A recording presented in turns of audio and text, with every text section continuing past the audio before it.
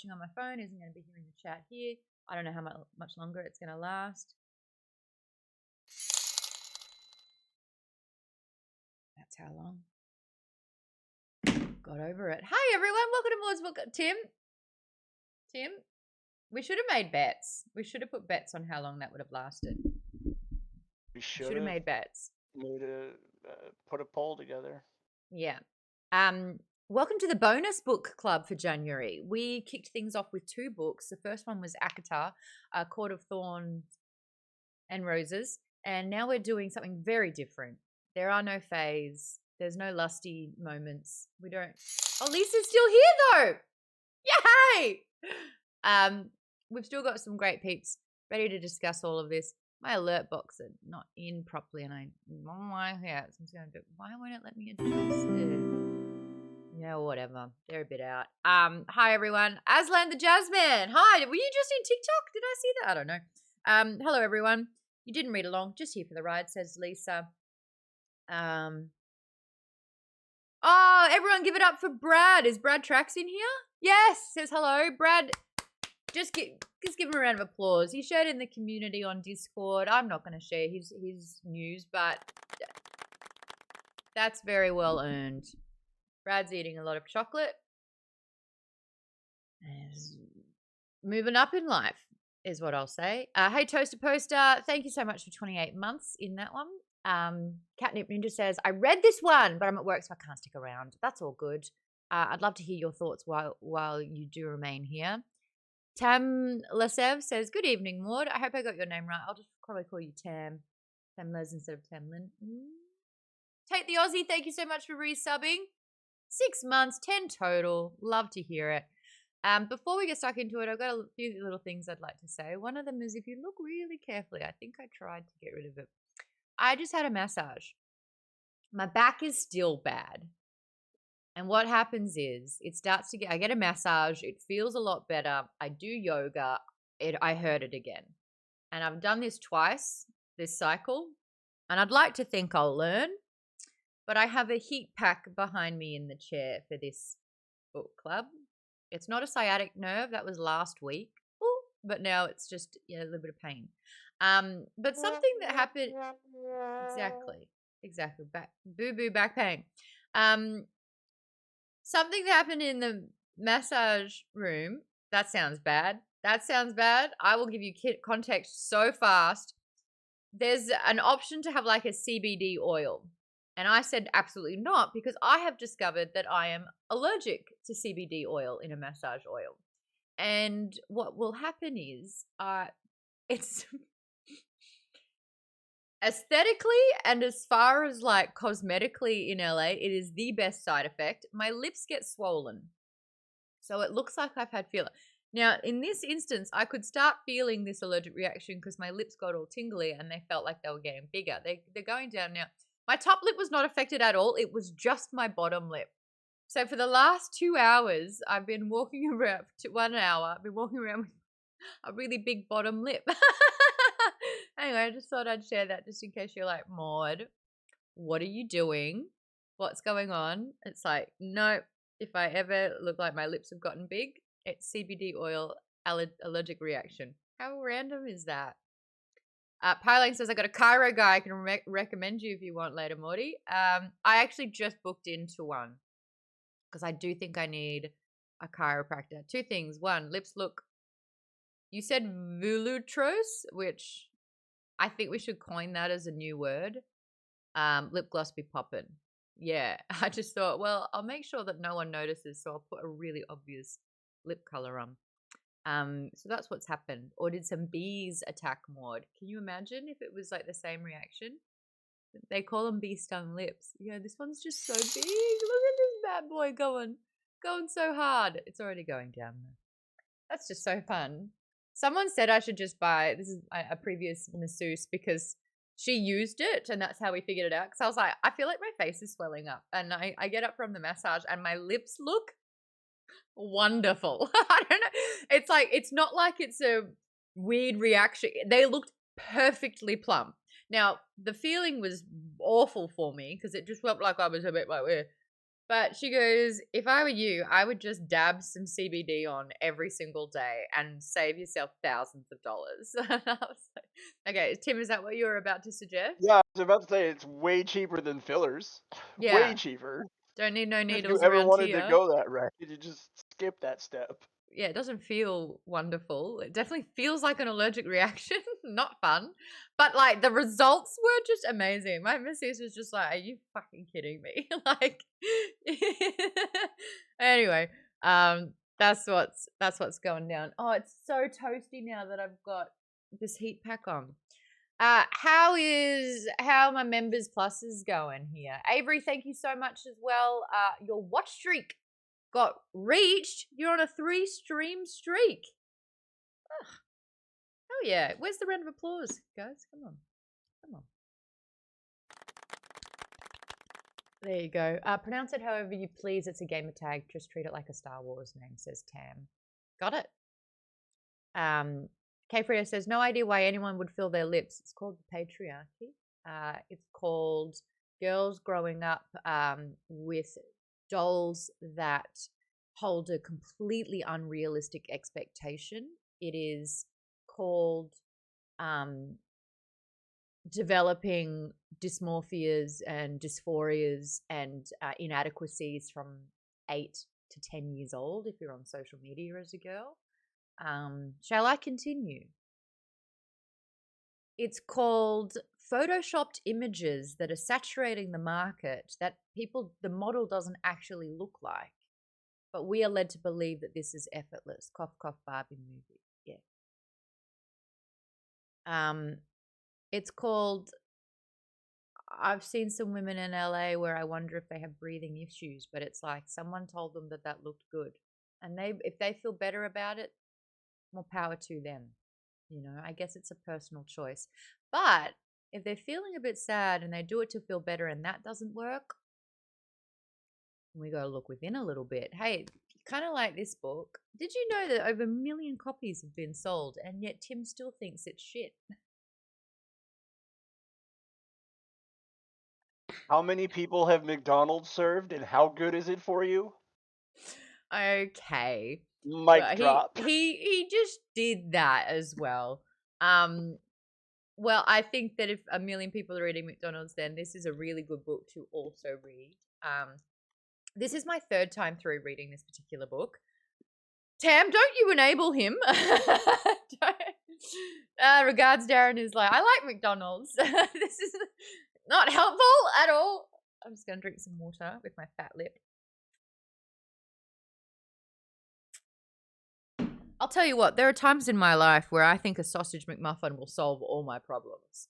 No egg on it. No time for that. But like, just sausage McMuffin. Darren does say it's a negative habit. We are looking to lose negative habits, build positive habits. Before we get stuck into the book, though, someone checked her P.O. box. I know. I'd done it before I left. Was it before I left or before New Year's? Twice. So I want to go back from square one. Seb, thank you so much. Seb has discovered a chocolate brand called Miss Maude's.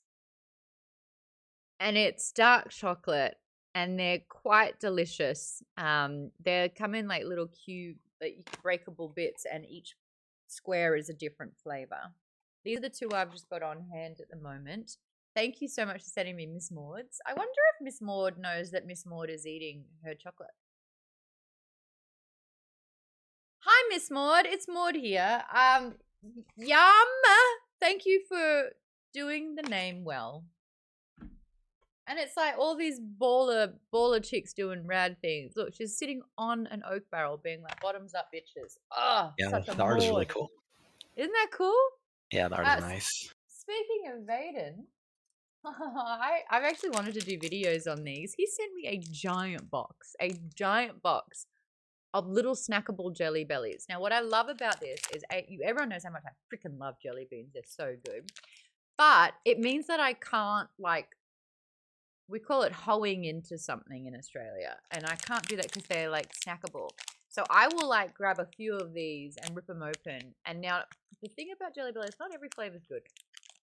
Someone really did think that buttered popcorn was a good idea. On paper, And jalapeno? Absolutely not. we don't have the jalapeno in this one. There is licorice that's in the bin. There's watermelon straight in the bin. Buttered popcorn, not around here, straight in the bin. And cinnamon, get out of here with that in the bin. No, the cinnamon ones, they're so. If you have a handful and one of them's cinnamon, it just yells at the rest of all the flavor in your mouth because it dominates everything. You disagree. But Cinnamon can eat it. You can just mail the cinnamon ones back to me. I'll eat them. licorice, Oh. I'll take licorice. But You yeah, want the like licorice ones? I love licorice. Yeah, I love cinnamon. Love it. Shall we open one now and see how we go? go for it. But yeah, like Okay. I'm also a that's- fan of black licorice and cinnamon. Oh, we got a good one here. Oh no, we got a watermelon. Get out of here. And a buttered popcorn. Like, I think I used to eat them, and then all of a sudden, I think I became an adult, and I was like, we're just not doing that anymore. yeah, but Buttered yeah, popcorn is for movies, not for jelly beans. But all the rest, they're all mine.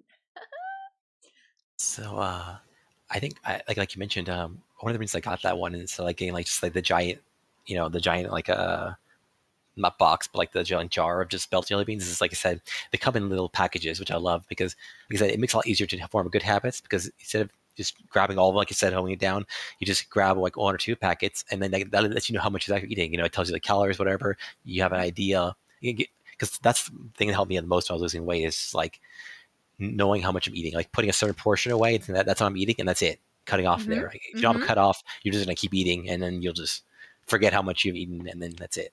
You lost. Way to tie it back in as well. Make it attractive, or the inverse, make it difficult. Make it unattractive. And for me, I got to get in there. I got to be willing to rip them open, and trust me, I do. With my teeth. We should make Miss Maude sponsor the book club. I love that idea. Oh, I nearly choked. Now see, this is a fear of mine because we're live at the moment. And it's just my dog here. And if I choke to death, you see me die. It's live streamed out there. And then it's just my dog. What? I can't unbutton, so I stay live. Trisha Hirschberger is live, so we'll just jump over to her stream and tell her to call 911 for you because she might be the only person who knows exactly where you live. She's been here once. She'd Well, have to do some there you digging go. to remember, yeah. Would Zelda get up Wait. if you choked, or is it nap time more important? Shall we find out? Don't.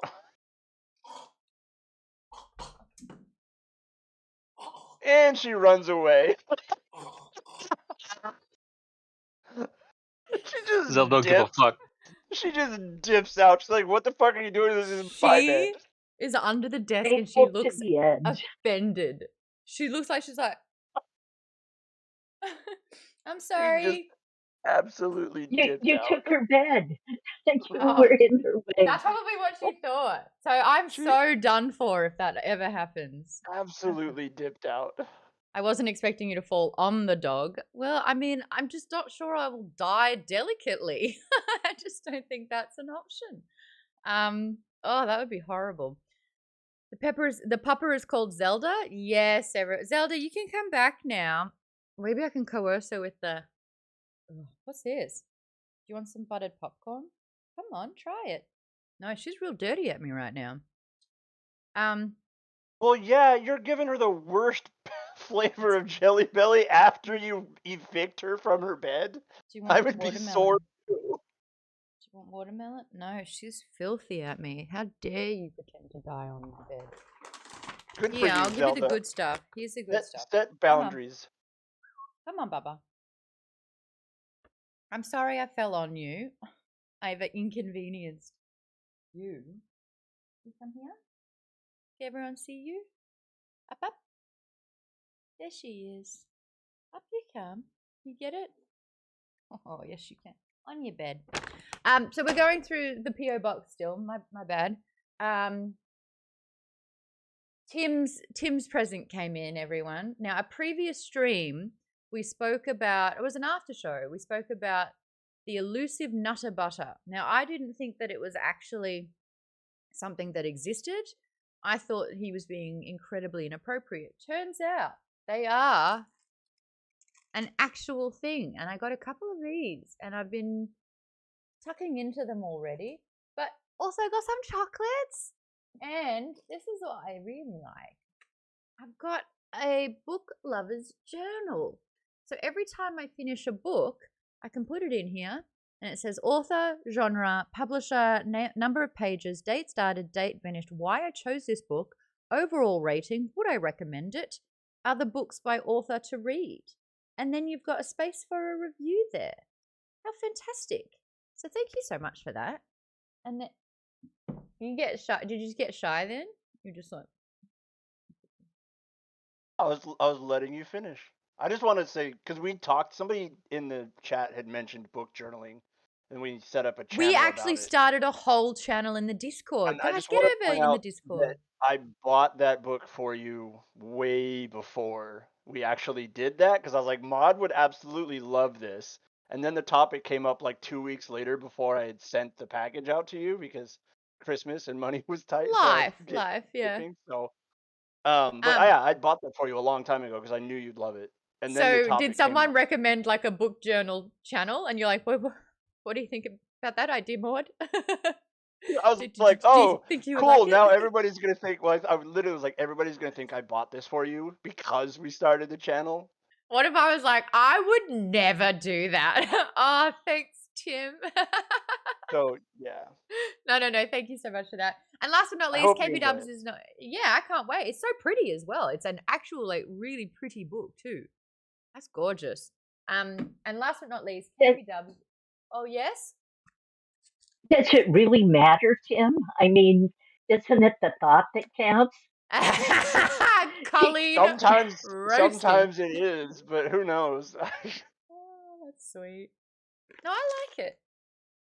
It's getting okay. And then KP Dubs has gotten me fudge. Now this one's wrapped up in a little blanket. But this one's already been attacked. Peanut brittle. Now this stuff is like crack.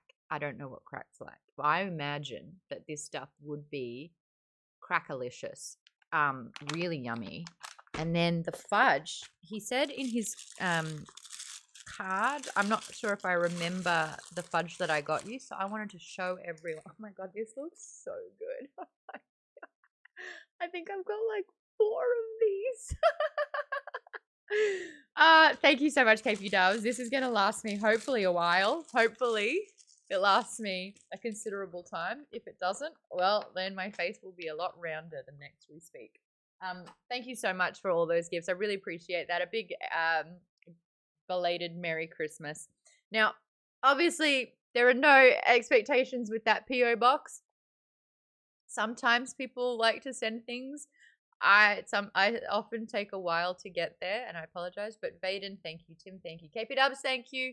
And Seb, thank you so much. I really do appreciate that. And I just, I get a chance to kind of say it to you. Seb, when you watch this later, yay. And KP Dubs, I hope, is it work tonight?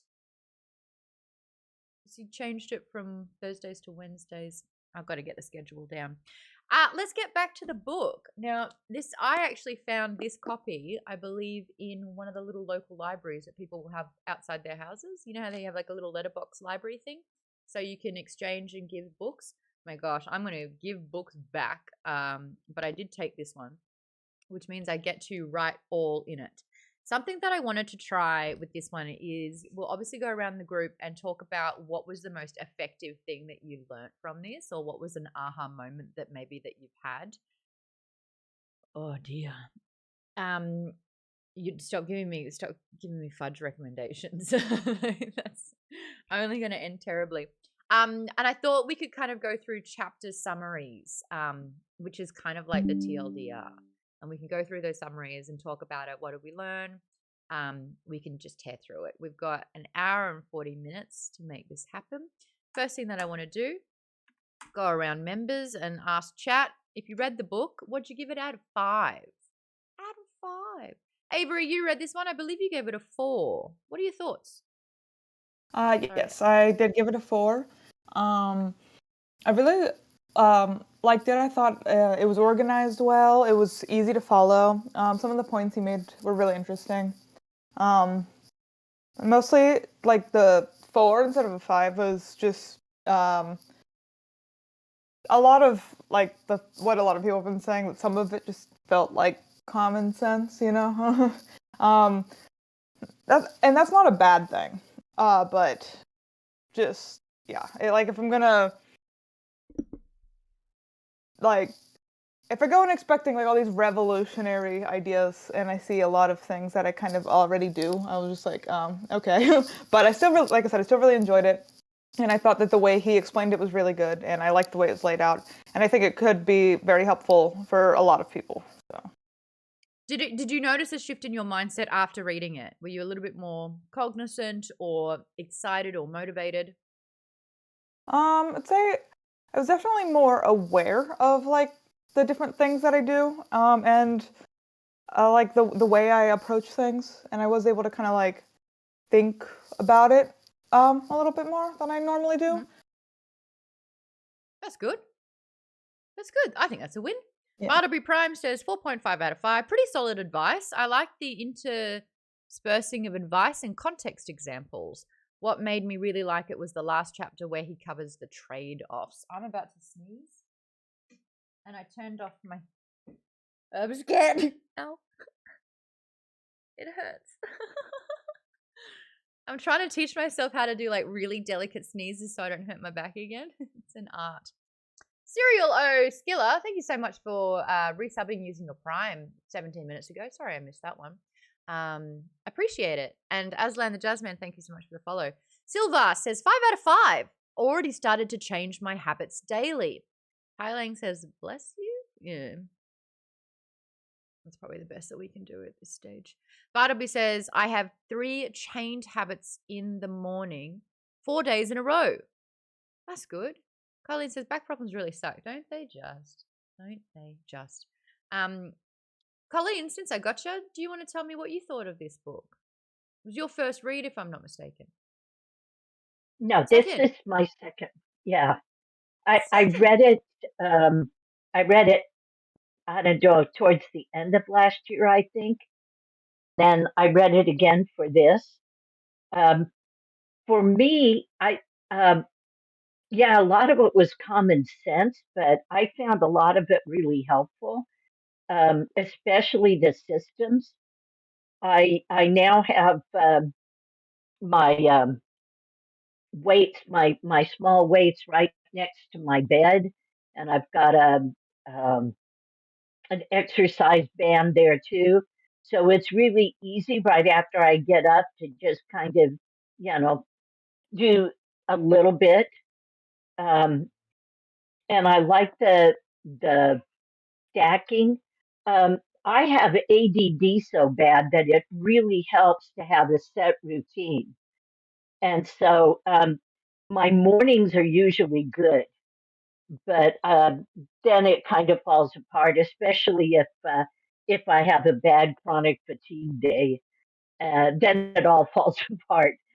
But I've been able to establish a number of things that I do pretty regularly now, and I've got a new mantra every day. Like yesterday, as I was going through the house, I kept thinking, um, "So, what 1% improvement have I made today?"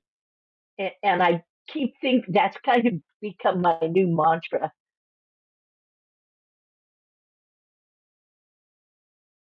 It helps to have just small bites like that, you know.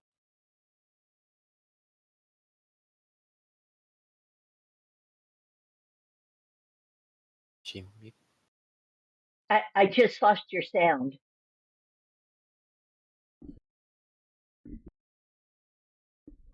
It turns out that I've really got to push this unmute button because it can get stuck sometimes. Thank you, Tass. I was saying what I'm hearing from you is that you've really adopted the make it easy part of this. So like, altering your environment to make sure that like when you get up, it's right there and it's available and it's so easy that it's like takes more effort to kind of ignore it and go around it than it is to just kind of work through it. So that's great. Jimmy, you were pointing at yourself as well. Do you have a similar thing?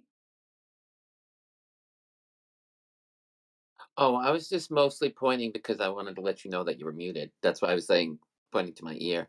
Just trying to I be thought you were helpful. like, I do that too. And I was like, oh, okay. Well, I'll Well, have to ask I about didn't that. read this book, but I do have a routine that I do. Yes, like So that is helpful. we'll go through one of the activities in the book, which we've started doing. If you're in the Discord, in the bonus book section, it's literally just called Atomic Habits until we get a new bonus book. I skipped straight over catch. With what? Asking about the book. You didn't read it. Oh, you did? Okay. Okay. What did you think, Tim? I figured you were gonna leave me for last because I was like the one person that's not like it's fantastic. So it's I don't not know. cynical friendly. Maybe not. I will say this. I did think that the author had his thoughts very well organized and it was very well written and laid out. But like I said before, I think a lot of his stuff was things I learned in high school that I just kind of do. Not that that's bad. It just didn't have anything for me personally. Okay. I mean, that's really where I'm at with it. So I would probably give the book a solid 3.5 out of Okay. 5. The only downside I could find in the book is at times it really felt like he was just trying to pimp his website. Because like Oh, every because it had all footnote the was like, you can assets. go to the website, and I'm like, dude, I get it. You have a website. See, I didn't think of it like that. I thought, oh my gosh, look at all these resources he's making available to us. That's so thoughtful. Well, maybe I'm just more cynical than you. But you do represent all the cynics who are watching. You know, this is why perspective is amazing, and having a series of different voices weighing in on the same thing is amazing, because I tend to have a little bit more of a positive outlook Are you saying I'm negative, sometimes. Mom? I'm sometimes negative, but then I hear people be negative and I was like, oh, why are they saying and thinking that? So it's weird. But also when you're in your own head, it's a lot harder to sort of be super self-aware. A lot of times these things happen and someone looking in and be like, hey, And do you realize in like this is what's happening? And you're like, oh no. in the spirit of full disclosure, I haven't finished it yet. I've got like Where are 20 you up pages to to? go. That's all right. I'm going to finish it probably tonight, but I had an hour-long meeting like 20 minutes before this, so I didn't finish. I was You did your close. best. You did your But I best. will finish it. I will finish it, and it'll go on my shelf. Pylang says, I'm not negative. Wait. Like it's sinking in a little. Um, okay, so that wasn't a bad. 3.5 is pretty good. It's just that you had a really good high school where you absorbed something and it stuck with you forever, which is not the case for me. I read this book every year as if it's the first time. And then I'm like, oh, that's right. Oh, I really should be doing all these things. I need to be told often. And repetition is a way to learn a lot of the time.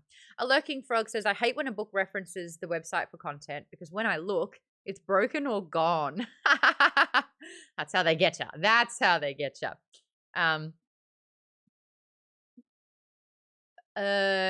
Tam says 1% is beautiful. That's actually a huge takeaway that I have from this book. It's like, how do you just tinker so that you get 1% better each day, and then before you know it, you've compounded that 1%, and it's a lot better. But it's also a really humbling to know that the effort that you put into sort of changing things for the better, it has a mirror effect. So there's things that you're subconsciously doing that can be negative, and the longer you do that, the more that compounds as well.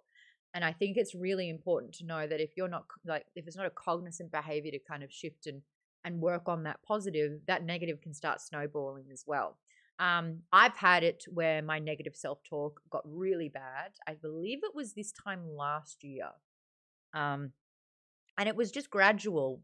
But when you look at a gradual decline and then you look at the years that it's just been slowly 1% getting worse, all of a sudden you're like, whoa, like that's dipped quite a bit.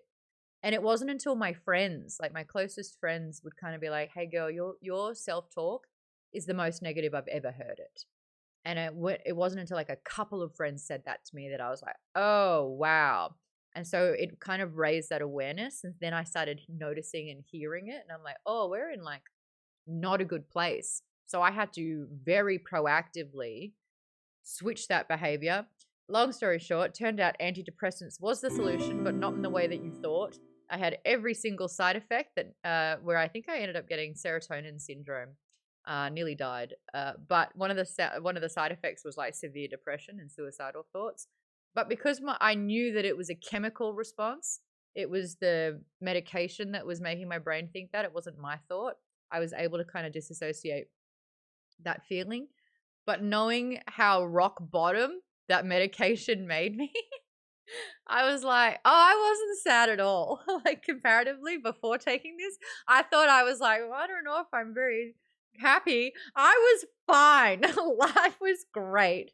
So when you kind of discover what rock bottom is, I've walked out of that. I've not tried antidepressants again. I had a little tour in the basement that was super dark and scary, and so now I'm walking outside and life's fantastic. But do what you got to do. I think I kind of like somehow slipped and fell into a solution. And everyone's different, and everyone has different responses and things like that. But yeah, that was a very interesting path that I walked last year. If you look at videos around April, I am literally half the size that I am now. It was not a good thing. But there you go. I'm happy to share sort of like my mental health journey, my habits journey, what I'm doing that works, what I needed to improve. This is a public live stream, so whatever you're sharing, just putting it out there. It is going to be on the internet, so only share what you're comfortable with. But I really do believe in this book, and I believe that you can pick and choose what works for you. And I think that doing it in January is really great because it's like you're heading into the new year with a really good sort of goal setting and journey as well, the action and the motions. Highlang says, I'm glad you're on the up, Maude. Toast Post said the first chapter sounded like Moneyball, and it turns out the author was a baseball player. Yes. Yeah, you get his life story in chapter 1. A lot of the time, though, if someone's giving me advice, I kind of want to know their credentials. Why should I listen to you? Why are you an adequate person to share all of these things? And it turns out the majority of his expertise is just the fact that he did it and never stopped. He is the poster child for consistent behavior. He generated popularity because he blogged every single, like 3 times a week consistently. And that effort has paid off. And I do think as well, it's very motivating to hear that everyone can do it. Everyone finds it hard to stay consistent. Everyone has bad days, but it's just getting in that mindset that you can stop anytime. It's just the strength is not stopping the habits, the good habits anyway. Who else wants to tell me? Katie, you just dropped on by. Did you read this book? So I started to read it and got maybe a third to half away Okay, before, life got in the way. What are your initial thoughts? Yeah. I liked it. I thought it would be very hard, but I was liking it to like my work field and being a manager and how it improve the habits that I do have as a manager and recognize, oh, I like these parts of what I'm doing. What do I not like? And let's try and reroute that to something I do like. Yes, I think that there's so many examples in here that it's like whether you're trying to be more health conscious, whether you're trying to be a leader, not trying, you are. Whatever, even if it's something that's really small, or if it's something that's going to be monumental, it can guide you and has examples of all of these things, which I really do appreciate. Well, I don't know if this is like spoilers because it's not a plot. So if it's okay with you, we're going to do some like chapter recaps and work on some of the activities together. Robin, did you read this one? This is actually my second read through. I read it last August, I think. Uh-huh. And I'm only 40% through right now, but yeah, I have read it before. What did you give it last time you read it? I gave it 4 last time. Okay. Okay. Is there And anything that you picked up in August that you have continued with? no. Good. I'm the same. I'm super terrible about it. Same. This time I'm actually like taking notes though with it. So hopefully that will cement it in my brain. Yeah, it's funny because like I read it every January, and I said earlier it's like I read it for the first time every time because it's like, oh, that's right. But I feel like new things, different parts of it resonate with me each time I do this. The first time I read it, the 1% change, the 1% shift really sunk in. This time around, this whole procrastinating part, it's like the book was yelling at me a little bit, which I didn't love, but very much needed. And also the identity piece, and the goal isn't the be all end all answer. It's the steps that you take to achieve that goal, because it's a never ending journey. I think that one really, but we'll get into that. City, did you read this one? I started it. I have not finished it as of yet. What are your Um, initial thoughts? I think there are things that sound like they're really easy to say. You know, you could just do this. That I feel that would be harder for me to apply. There are other things like it was the point and call. I think it was system he talked about. I believe chapter 4 that I find I actually already use Point and sometimes. call? I think that's what it was called. Let me double check real quick. Yeah, I think you're right. It was when he was talking about the subways in Japan where they would Yeah, have I so use it for cooking. So I'm going through, the steps in cooking, and I'm thinking, okay, now I need to go and get the salt and the pepper and so on and so forth. And I'm pointing out like, everything, every little step of what I'm doing, because otherwise I'm going to forget. Yeah. And I think Okay. that's probably one of my problems with the book in general, is that it's wonderful to have this idea of, oh, okay, let's set up all these little incremental habits, but I'm very forgetful. So I Yeah. have a hard time with it. So I think that it's got promise, but Mm-hmm. I don't know how well I'd be able to apply it to myself. Okay. All right. Promise is good. I'll take it. Vaden, you gave it 5 out of 5. yes, I love the book, and one thing I particularly Second love. read. A second, yes, that's right. I read it earlier last year. I forgot when, but at some point. When Um, I probably told you to read it, you're like, absolutely on it.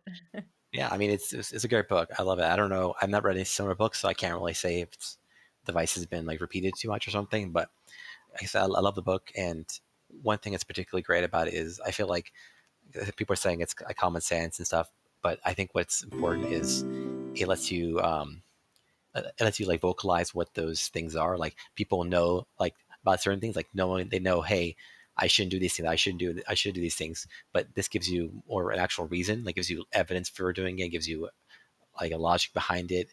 It's not just a feeling. And it's also like Mm. helpful because like you have terminology. Like we have temptation bundling. We have habit stacking. These things you can remember. Oh yeah, I do this thing. I do this thing. It becomes this vague thing that you're conscious, like you're kind of unconscious of more than anything else. It makes a conscious thing that you can have an actual terminology for. Yeah. 5 out of 5. Well done. We've got a few people who followed the last 7 minutes. Keem1214, Ron LML2, Bruno P. Montero, and Danny Spatula Hands.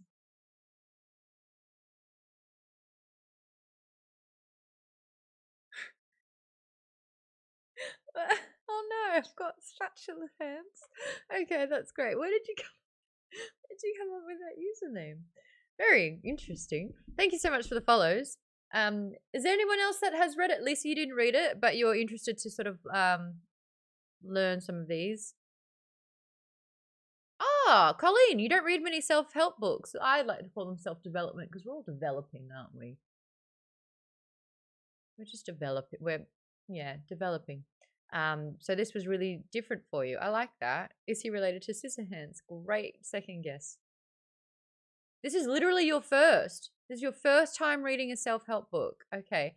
Can we do a little Google search? Is there a book out there called Help, I Think I'm Too Cynical?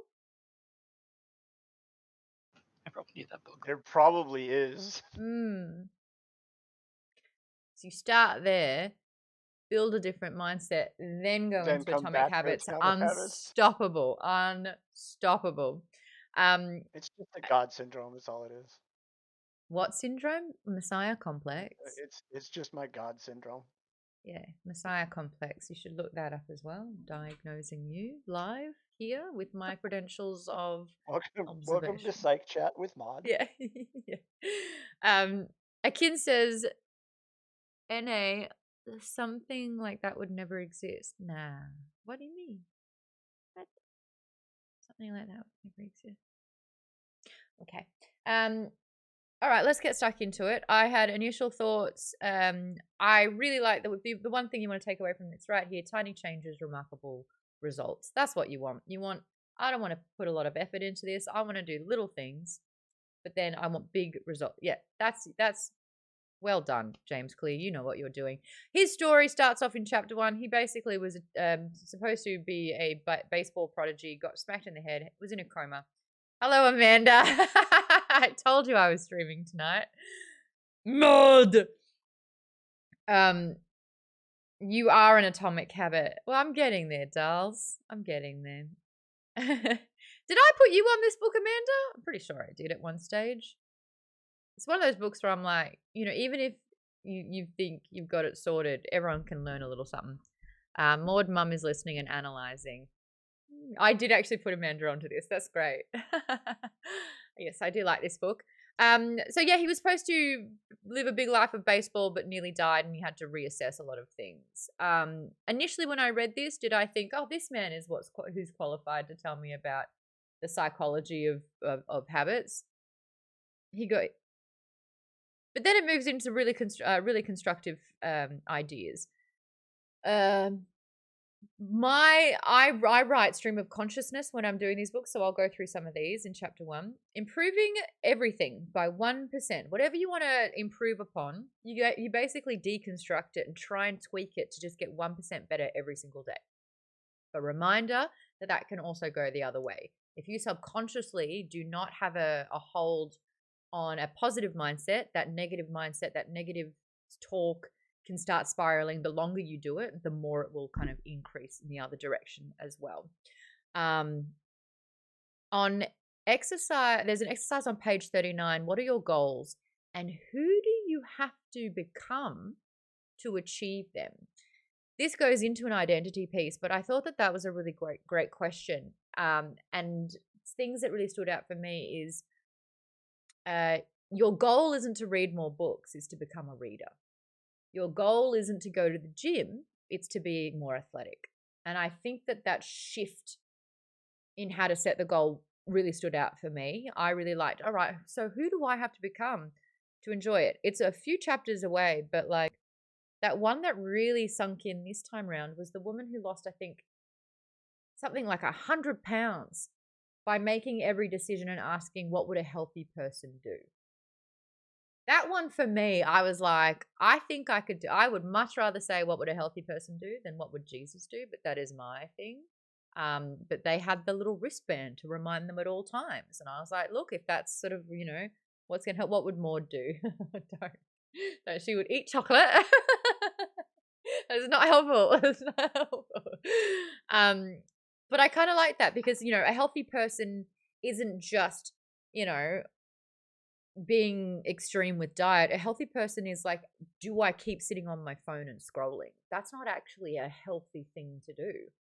Spending that much time on the phone. It's about reading the book. It's about going outside. It's about taking a walk. So, Pylang, I know that that's sarcasm. I'm pretty sure. Actually, I don't know. I don't want to joke about that around here. I don't want to joke about that. If that's worked for you, that is amazing. But yes, we are not. Hashtag not a cop. You are not joking. If that works for you and that makes you a better person, then I think that is really important. Whatever works for you. If it's what would John Cena do? And all of a sudden, you're at the gym 5 times a week, but no one can still see you. You know what I mean? Boba, the Muss, first time chatter, comes in with a doozy. WWSWD. What would Samwise do? He would keep walking. Oh, that's the thing. It's like, you don't know who aspires you, what aspires you. What would Luke Skywalker do? He would kill womp rats, But was he getting 1% better every time he went out to get those womp rats, I don't think that's very sweet, Gory. I don't know if I'd be a good health coach or life coach.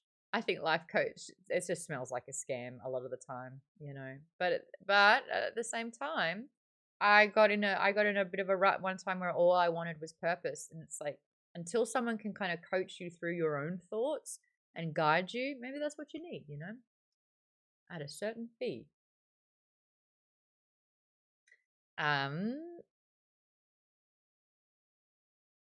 Oh, okay.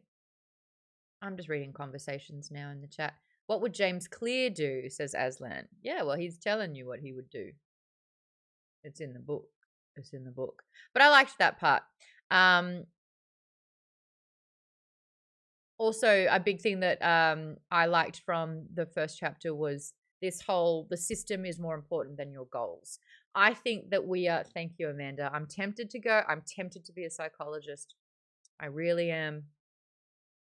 If all goes to shit, guys, and I disappear for 4 years, I'm coming back to fix everyone's problems, okay?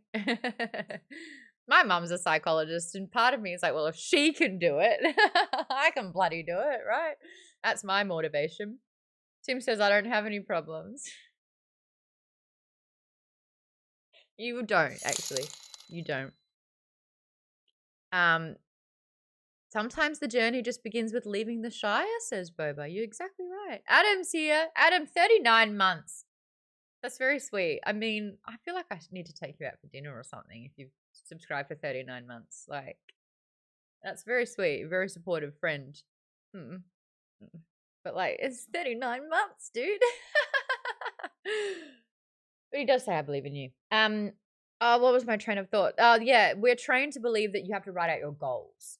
What is your goal? And the psychology behind that is you have convinced yourself that you cannot be happy, or you cannot sort of like find solitude or contentment by trying to achieve that goal. It's only once you have achieved that goal. And so everything's on hold until the goal has been met. I also had a friend whose goal, the one overriding goal, was a particular job. And every decision that they made, the choices that they made, was all leading to that job. And that was a part of their identity so much that they actually got the job and then had no idea who they were as a person because it was consuming their entire identity. And so once that goal was achieved, there was a huge sense of almost like loss of self. So they had to reestablish who they were. So I thought that was really interesting. I actually I have a little whiteboard up here that's next to my door when I leave, so I can glance it, and I try to have like a mantra or something that I'm focusing on at that particular time. The last one that I had really messed with me. What would your life look like if you could be bothered? So every single time my inner talk convinced me to not do something because I couldn't be bothered, what would my life look like if every single time I chose that I could be bothered? And I think that kind of messed with me a little bit because I was like, oh my God, I've like wasted so much of my life. I could have done so much more. I could be so much further along my goals if I actually could be bothered to do the things. So that was like my last few months. Now, because of this book, it's fall in love with the journey of doing. I think what would your life be like if you could be bothered had a negative connotation. It was kind of like, you fucked up. You missed out. Look what you did wrong. And that actually wasn't helpful for me. I had to like mourn a part of myself that never existed.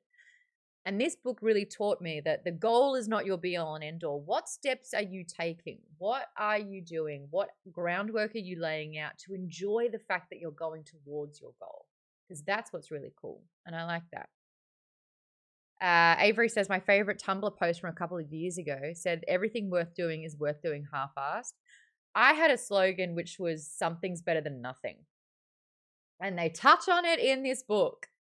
It's like reading one page is better than not picking up your book at all. And so I would go into exercise classes being like, anything that I do was better than doing nothing at all. And I thought that that was really helpful for me.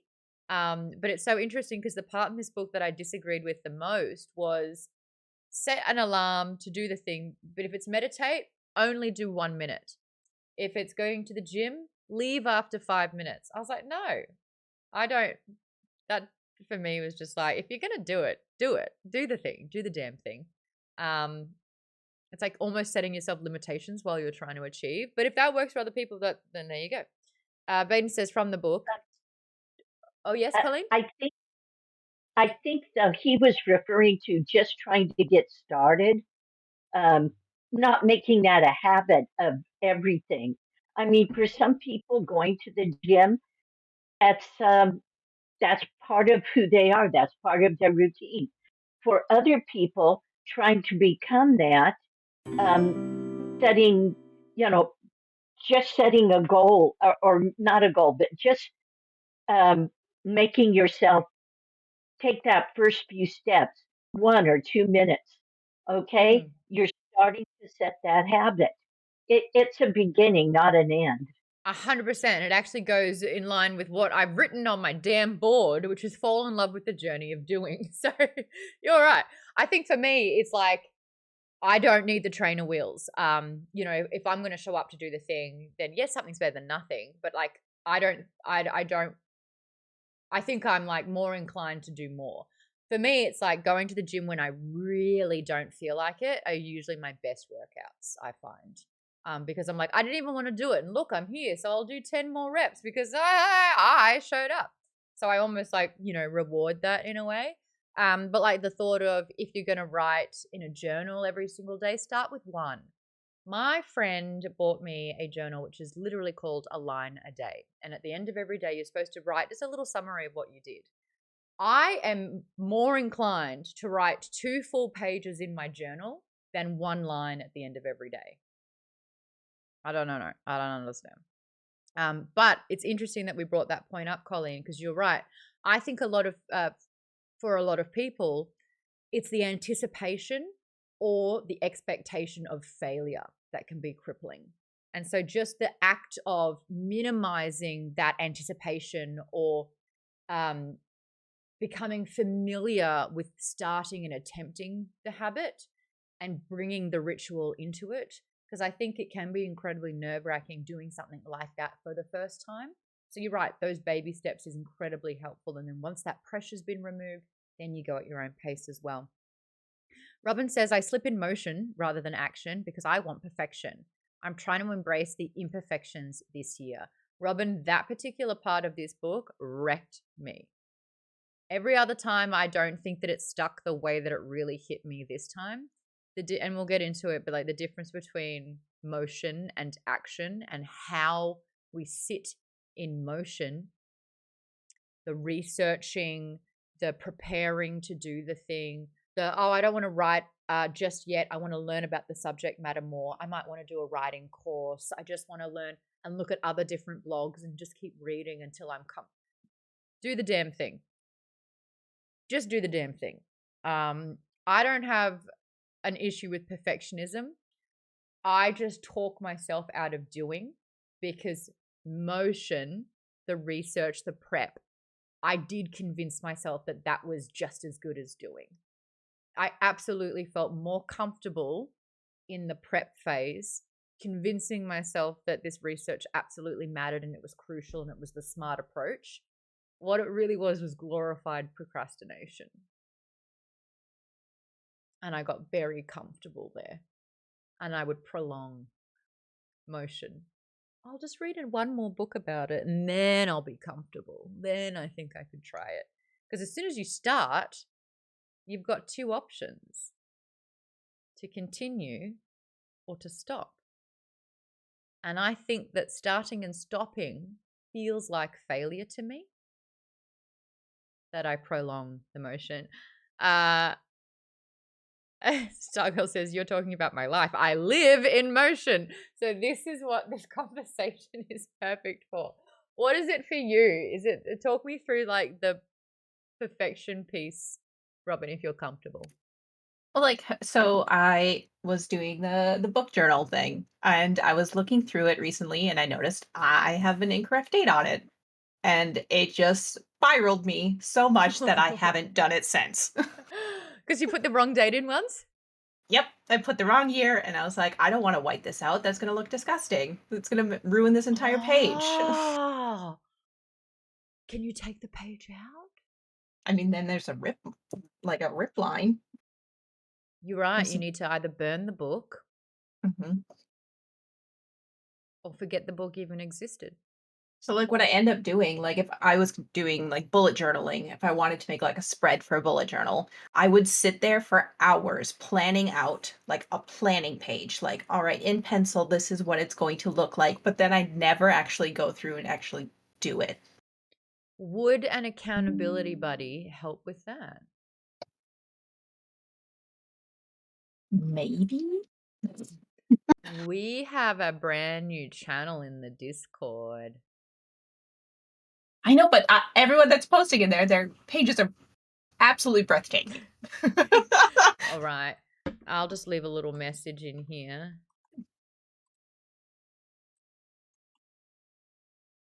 Okay. There we go. Hopefully that'll help you and motivate you. I mean, if you do look at Lisa's the Maude's book club part, we change dates so often that she's had to scroll out so many dates in here. And it was the first thing that I noticed because I immediately was like, I'm so sorry. Because these things come up. But Lisa, how do you tackle sort of like perfectionism, the motion versus action? Because you journal a lot. Yeah, so I kind of used to have that same issue, Robin, where if I mess something up, it would just ruin the whole thing. Like I have so many notebooks that I start things in and then just stops because some stupid reason or another.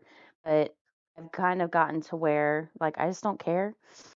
Like I've gotten over it and like Bob was saying, like I just change things. I have a little whiteout uh not it's not even a pen, it's like a tape that I use, or I'll put a sticker over it and like redo it with my own sticker, like something that, it doesn't have to be in pen, it doesn't have to be perfect, but as long as it makes me happy with how the end result looks, then I'm fine.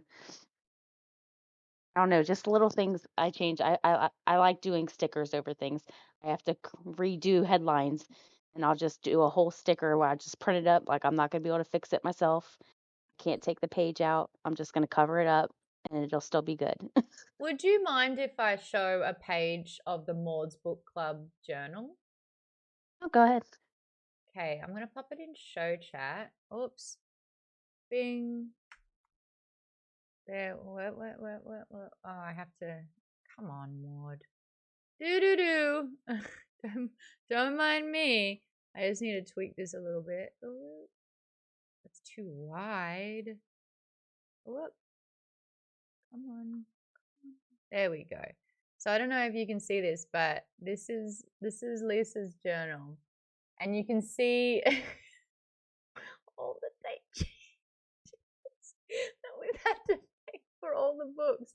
But it is also stunning because it's like up the top, the cursive writing with the bold, with the highlight is beautiful. She will print out all the books that we're doing. She also made the mistake of putting in the dates that we were supposed to cover them because they do often change. But in another page, she does sort of like ratings and what she thought of it. A lot of other people have different variations of what they're doing for that. But I will say that like all of these little fixes, it just gives it character. It just showcases the freneticism that is this glorious book club, really, isn't it? Mm-hmm. But thank you for letting me share that. I think it's really beautiful. We're kind of getting a little sidetracked. I went through with this book and I circled every time there was a chapter recap, and I want to get stuck into some of them. Okay, chapter summary for the first one. So if you're listening, this is where you learn. Habits are the compound interest of self-improvement. Getting 1% better every day counts for a lot in the long run. Habits, though, are a double-edged sword. They can work for you or against you, which is why understanding the details is essential. Small changes often appear to make no difference until you come across a critical threshold. The most powerful outcomes of any compounding process are delayed. You need to be patient. An atomic habit is a little habit that is part of a larger system, just as atoms are the building blocks of molecules. I don't care!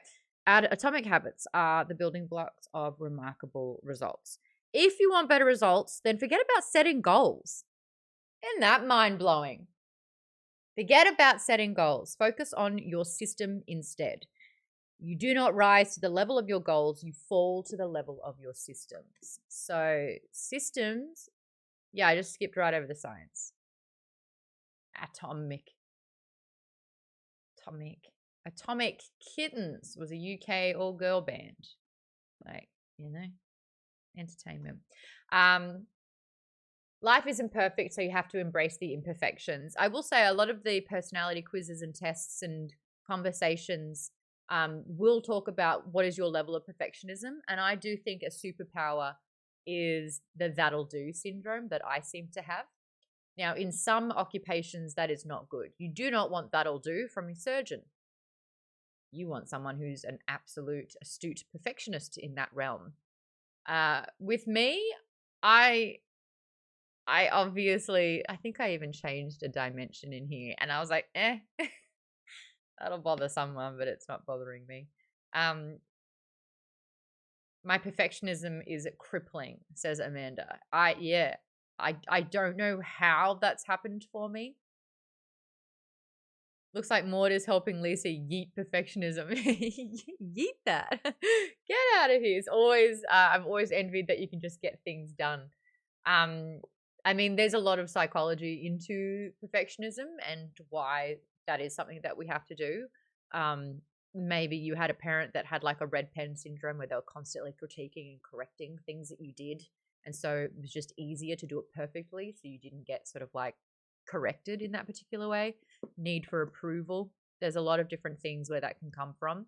If that is sort of like, red pen for shizzle. If that is something that is crippling you in a particular way, understanding the why behind it, there is inner child work that you can do where it's almost like you forgive the child for trying her best in that moment, but you just have to relinquish that it's not serving you now.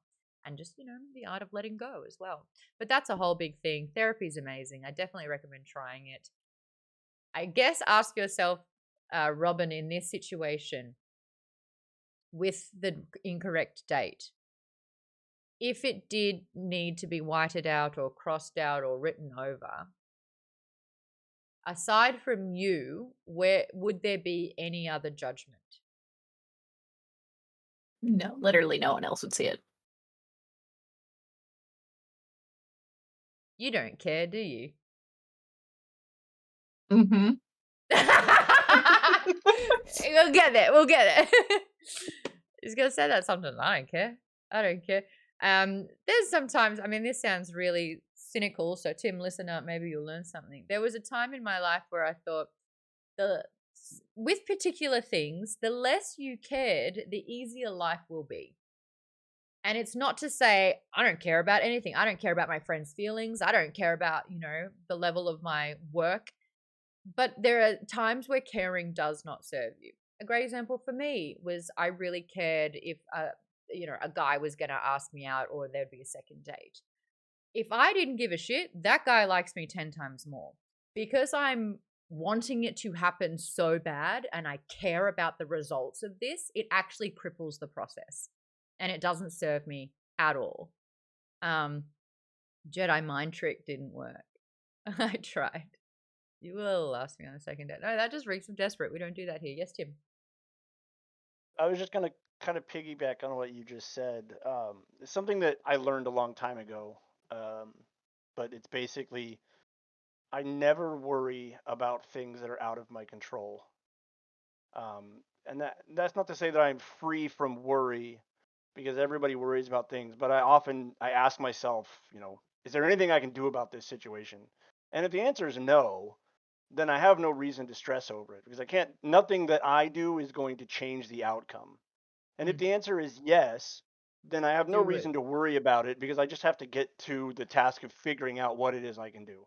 So, just wanted to piggyback on what you were saying about that and say that's kind I of really how like I that. go about my life. That's why I say when when I said I don't have any problems, it's because most of the time I ask myself that question: is there anything I can do about it? And if the answer is no, then I don't stress about it because it doesn't matter. I can't do anything to There, change the situation anyways. there is a type of person, however, where if there's a way to control something, they'll do it. And even Yeah, if there's like, can I do anything about this? And the answer is no, there can still be a yes and or another way that, but that's exactly right. The message there is just relinquishing sort of like control. It's I'm not going to say relinquishing. that was an easy lesson to learn because it wasn't. No. It's absolutely not an easy lesson to learn. But I once liked the you other once one that you you get said it, as well. The which one? master Oh, the master has failed more times than the beginner has even tried. yep. Yeah. And I began acting like the person that I wanted to be, and eventually I became that person. Fake it till you make it is indirectly all through this book. It was the And whole there, first chapter. It was the yeah. whole first chapter. No, I even think it was in an other part as well because I wrote, I even said that in the fable. I was like, this whole chapter was fake it till you make it. it's chapter 2 because I literally wrote the Yeah. same thing. If you're in the Google Doc, my chapter 2 notes are don't partake, become. Identity change, you don't read books, you become a reader. The same goes for the negatives with the I am. If it's like, I am motivated, I am healthy, I am determined. When it's like, I am late, I'm often late, or I am such a slob, you become that identity as well. The more you put that out there, the more you do become that. And you got to watch those. Brene Brown does a really good job of this. Instead of you saying, it's the difference between guilt and shame. So it's like, I am tardy, I am sloppy. It's like, no, you did something that was a bit messy one time. You did a messy thing, or you showed up late to that one event. There you go, Amanda. I am a billionaire. I am a sex goddess. Manifest that shit. Manifest that shit. I literally did manifesting in my journal today. And at the end of this, I will give you a guide on how to manifest. And there is a spiritual way to do it, and there's just like a mantra sort of like way to do it as well. More like I acted sloppy instead of I am sloppy. Exactly. This self-talk. Yeah. I used to really struggle with students who would come in, by the time they got to middle school, so many of them had already had so many negative experiences, they quit even trying. And I had so many students that would just say, oh, I can't do this. Oh, I'm not smart enough. Oh, I'll never get this. And so I was constantly trying to explain to them that this would be like programming a computer. All of the messages you are putting into your brain are forming what The you code. are, what you Yeah. become. You wouldn't want to program a computer for failure, but that's what you're doing with negative self-talk. Mm-hmm. Agree completely. And it's so funny. Apparently, like, I don't know the actual figure, but I think it's one of Brene Brown's latest books, she said the majority of people, like, essentially, like a part of who you are to have complete, like, wholeness, you do need a part of creativity. And there are people that are conditioned to believe that they do not have a creative bone in their body. And it's apparently like a percentage of people in middle school stopped creating because something happened, whether it was an art class and they had to draw a horse, and the art teacher went, well, at least you're good at other things because it's not going to be this. And it's a throwaway comment that has completely defined their character from then on. And that's why teachers need to be paid more, because every single thing that they're saying to their 30 odd students that they have at any given time can permanently affect them. It can also be a parent saying that thing over and over again. How do you not get this? You're just not smart enough. And then that becomes an identity. But I think that creative piece was so interesting. Wholeheartedness, exactly. But that creative piece where it's like, you have to be not perfect. You have to just switch off and not try to be the best. You just have to enjoy what you're doing. And I think I've even lost a bit of my creativity in terms of what am I doing that's just for me and that's for fun. That's not fucking monetized. That's not, all these other things. Like, what am I doing? And that creative piece is such a necessity for everyone, for that wholeheartedness. And so I think I might want to take up painting maybe, or just doing something that's a creative outlet with no judgment and just doing something just because, that means creatives can be good at science and math too. Ahem. No, it's very interesting in the wholeheartedness study. You don't actually need to know math to have wholeheartedness, but you do need to have the creative outlet component. It's so weird. It's so weird. Bartleby says, "Embrace your inner Feyre." Okay, I actually just don't want to paint. That just ruined that idea for me completely. Painting is my personality. Toaster says people think that they're tone deaf, but that they can recognize their mums and what kind of mood she's in. Yeah, there you go. Long-term consistency trumps short-term intensity, says Bruce Lee. I think it was, what was that book where it said, I'm not afraid of the guy who mastered one incredibly difficult kick. I'm more afraid of the guy who did the most basic kick 1,000 times. Yeah, I can't remember. That's in Mum's voice. Brad says, there's something that I learned in therapy, change the negative self-talk. I no longer say I'm an idiot or something like that. I say I'm silly, and that changes my perspective. I think that's so important because, yeah, you start convincing yourself. When you start, instead of being like, you know what, in this moment, I slipped.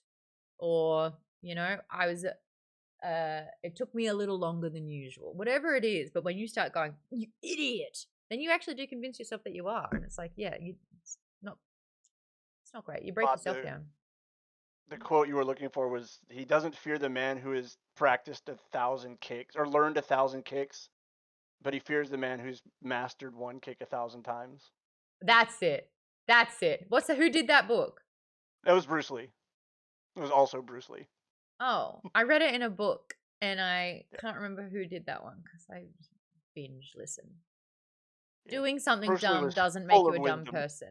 Thank you, Colleen. Perfectly said. Michael Jordan says, Amanda's quoting this one. I've missed more than 9,000 shots in my career. I've lost almost 300 games. 26 times I've been trusted to take a game-winning shot and I've missed. I have failed over and over and over again in my life. And that is why I succeed. And there's Zelda in the background. Yes. Pylake says, I do dumb things all the time. Oh my God, I did one. Oh, there's rooms of saunas. I did a sauna and I was leaving and I didn't know where the stairs were and I walked in on someone in the sauna and I shut it quickly and I turned around because the guy who ran it, the guy who works for the place is looking at me do this. And so I turned to him and I said, where are the stairs?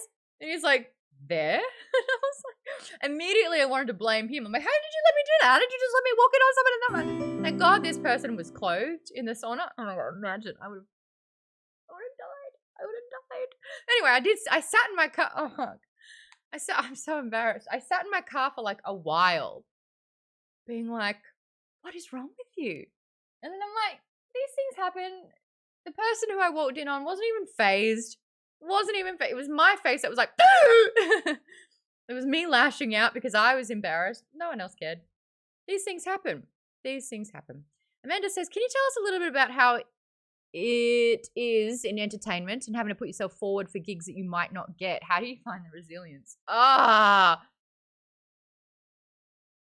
You have to not care as much. Another prime example of caring less yields better results. When you really, really want something, I honestly think that's when you're not your best self. Healthy detachment is what I want to call it. Detaching yourself from the outcome. Showing up obviously is the most crucial part. A great example for this is I get a bunch of auditions, voice auditions. I can't do an American accent better than an American can. And yet I have to convince myself to show up for this audition and to try and put on this voice that I'm like, I'm not going to get the job. I'm not. This bitch booked a British commercial with a British accent. I'm not British. But that's the thing. Like, when you sort of detach yourself from yielding those particular results, who cares? If I get it or not, whatever. That's more likely when you're going to win. People telling you no and that we're not choosing you because either you're not the right fit or you didn't do a good enough job, that can get quite crippling. I think when you recognize that that is a crucial step, that's the step you have to take to land the job. There's no other option.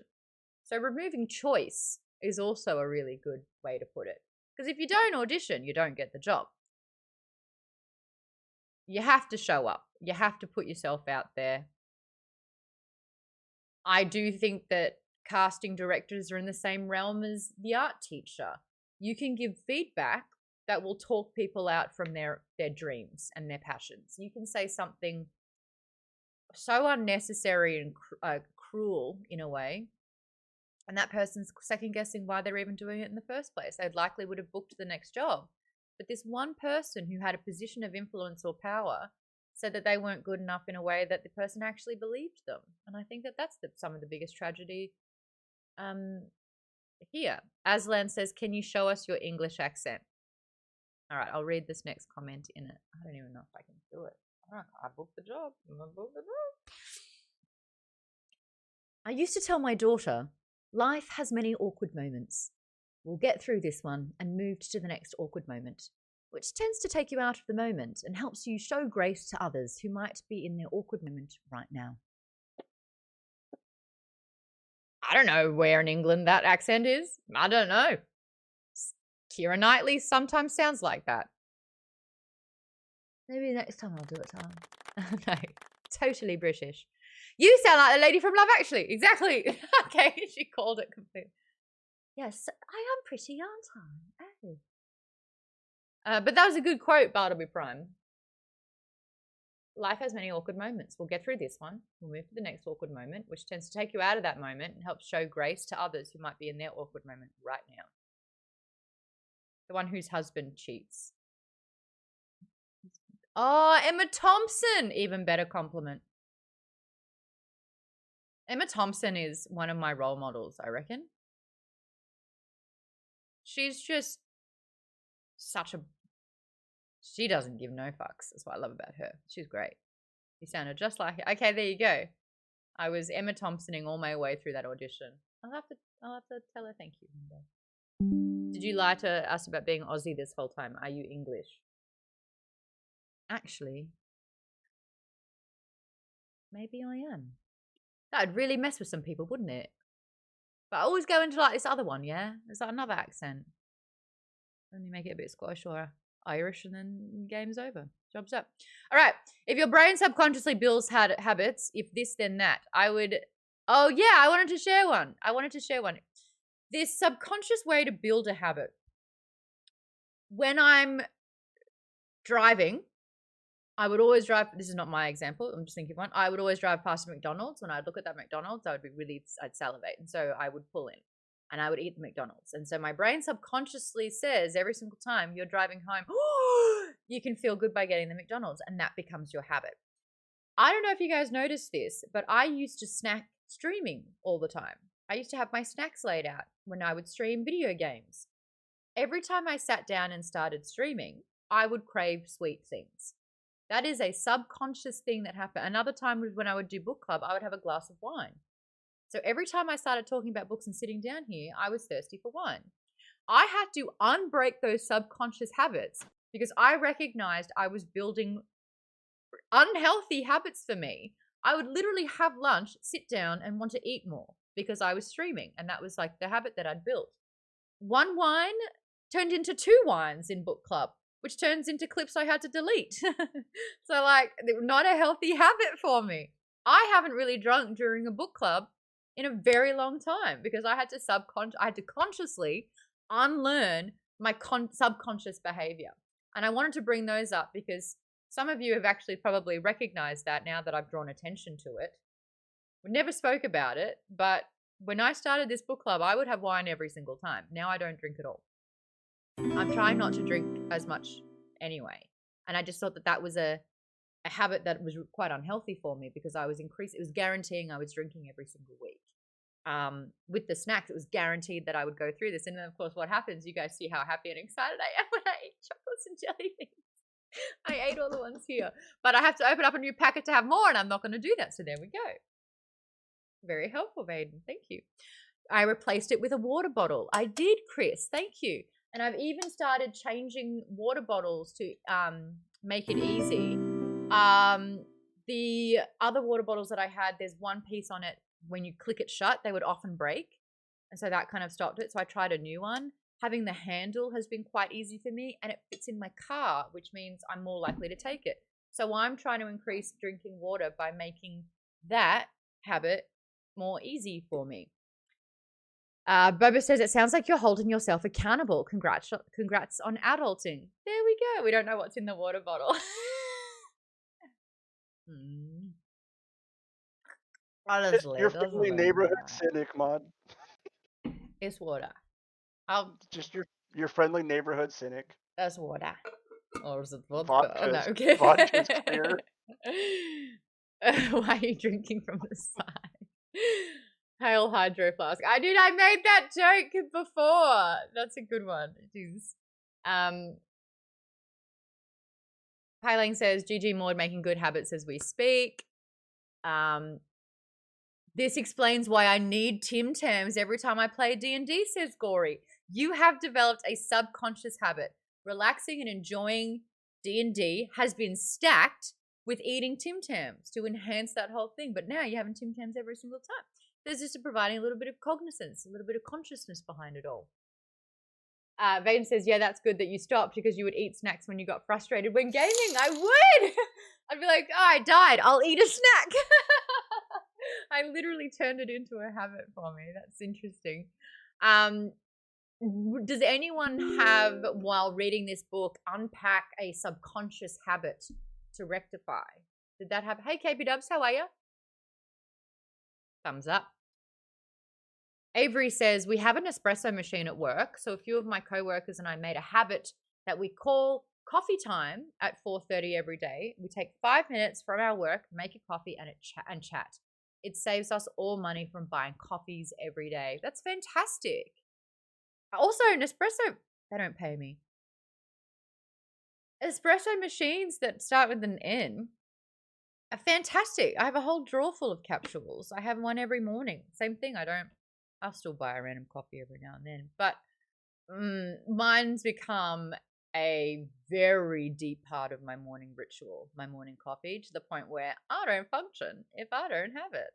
And I started doing double drop coffees, and I started doing 2 coffees a day, and I was like, reel it in, girl. We don't need to do that.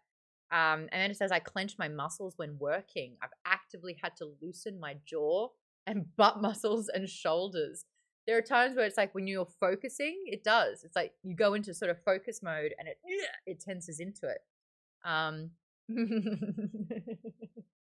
mean, I went to a naturopath when I was sick very often, working a very strenuous job in radio. And the first question they said is, do you drink coffee? And I was like, no, I drink tea. And he's like, not anymore, you don't. Stop drinking tea, start drinking coffee, start getting regular. And let me tell you, that was a game changer. Barnaby says, I had to decouple the process of cooking from the process of eating. I would purposely make food for the family that I wouldn't be able to eat. I snack on the food that I'm cooking. So by the time I actually eat the meal, I'm more often than not full. And then I eat a whole I've got to stop every single time. I like reward myself for doing a step in the cooking process. Cooking cookies. Mix the salt. Mix the sugar and the flour and the milk and eggs. I'm like, mix. Oh, it's just like cake batter. It's like, this should make 12 muffins. Try 2 because I ate all the batter. So I've got to be better about that. But thank you for bringing that up, Bartleby, because I didn't know I didn't know I did that. You quit caffeine cold turkey still? No. No, this was years and years ago. I had like a 4 energy drink a day habit. and I started to feel like absolute garbage. So I quit caffeine and soda cold turkey, and then I started college, and that went out the window. The So energy drinks, though, it's like now I just try to moderate, and mostly it wasn't burning about your the stomach. caffeine. Mostly it wasn't about the caffeine. It was about the sugar. Yeah. So, Yeah. because I was drinking like the Mountain Dew energy drinks, which is like ungodly amounts of sugar. It's like So flavored petrol. yeah, now it's about moderating the amount of caffeine and sugar I intake because I Bartleby can't live without Prime. it. Bartleby Prime. Tell me a problem without telling me you have a problem. Bartleby Prime goes, caffeinated cold turkey. I used to drink caffeinated water. They had it. It was a thing. Caffeinated water, No. and I drank it. I was like, it's water. It's healthy. I It will was say, vitamin water, and it's not healthy at all. no, still got shit in it. I never liked soft drinks, soda. I never liked it as a kid, and I could have absolutely just kicked through it and be like, oh, I guess I like it.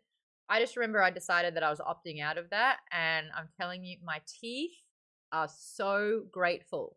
My teeth are in such good condition because I just didn't have cups of sugar in these drinks. I had my old radio co-host, we discovered, had an addiction to the carbonation. So he would have like 7 Cokes a day. And like that caffeine was just absolutely destroying him as well. He thought it would help if he moved to Diet Coke because that would help kick the sugar. Diet Coke, I don't know how anyone can have like that sugar-free stuff because it tastes like yeah. I don't know how else to describe it. You have it and this aftertaste hits you and it goes yeah, and it's wrong. It tastes wrong. Thank God, so I don't do it. We had to figure out what it was about the addiction, and it turns out it was just the carbonation. And so I got him like carbonated water. And he's like, there's no way that this is going to take over drinking Coke. And within a couple of days, he's like, oh, yeah, it gives me the satisfaction that I was looking for. And so I think I gave him like another decade on his life because of that personally. And he's drinking water now. He wasn't drinking any water. Go Maude. But yeah, it's like finding that thing that you're trying to curb and how do you make it easy? How do you make it attractive? It's all those things. I used to assume people liked the soapy taste of cilantro, and then you realize it was like only 1 in 7. Belter says, I like Diet Coke. Not anymore, you don't. You're done. Darren, you're like, no. I love Diet Coke, Diet Soda in general. I will So never bad stop. for you. Oh, I know, but I don't care. Do you want us to hold you accountable? No. It's like I have no interest in quitting it this time. So as I'm drinking a Dr. Pepper Zero Sugar right now. I have a good friend once during a Halo marathon in the old days of Halo 1 that filled a Camelback with Coke. Like one of those backpack water distributor things. He filled it with Coke so that he wouldn't have to keep going to the fridge to get more Coke. Anyways, he's diabetic. I think we all saw that coming. I could have called that. Also, Darren, the first step to addressing the problem is admitting that you have a problem. I've got a problem. The second step is to want to not do it. There's the issue. The desire to quit is not there yet. So, shall we refer? What chapter is this about? Conscious and unconscious, rating them as positive and negative. I have here the water bottle. Help me drink more water. If you have insomnia, tailor your bedroom. I think that's the part section 3, not chapter 3, but the section 3 about making it attractive. It is, and then unattractive. Okay. All right, do you care if we use this as an example, Darren? I don't want to put a spotlight. I read the book and I pulled things out of it. Doesn't it feel like you're participating in the conversation and that's rewarding? It's also in chapter 17. Like, there's make undesirable habits unsatisfying. Yeah. You got a page in front of me? You? I don't know the physical book. I just had the audiobook. Page 394. This is chapter 17, though. Here it is. How to break a bad habit. All right. Now, everyone, if you've got a bad habit, I'd like you to substitute this for Diet Coke or Diet Soda. All right. Number 1, make it invisible. Reduce the exposure to it. Remove the cues of your bad habits from your environment. Darren, do you have a fridge full of diet soda? Yes. Okay. So if you were wanting to curb this habit, the first step would be to make it invisible. It's all got to go. If it's not in the fridge, you can't drink it, right? He hates every part of this conversation, by the way. His face is just like... Think Okay, of we're the just using... absolute judgment. No judgment here. No, I just don't drink diet soda, so I don't know. It's just I don't know. I'm kidding. I'm joking. Okay. Law number 2, make it unattractive. Reframe your mindset. Highlight the benefits of avoiding your bad habits. I mean, I guess if a doctor's saying your stomach is being eaten alive, or if it was like the dentist is like, we have to replace 7 teeth, like that would be reaffirming the consequence of the choice. Haven't had any of those consequences yet. Okay. So what is a negative? Is it costing you a lot of money? There's no real massive negative for you, is there? There's no Totally. there's no like desire or need to stop this thing because it's not technically It would hurting you. save me money technically, but Okay, we'll use that. it's So not every a single financial strain on my life. one of the things suggested that every time you went to buy the thing that you're not supposed to have, you instead put it into an account and see how much you save. And so it's like the reward process, because that's the make it. Yeah, it's like a reward process. So I didn't do the thing that I'm not supposed to do, so I'm rewarding because of it. Next, make it difficult. Increase friction, increase the number of steps between you and your bad habit, use a commitment device, restrict future choices to the ones that benefit you. Make it difficult. Put a padlock on the fridge.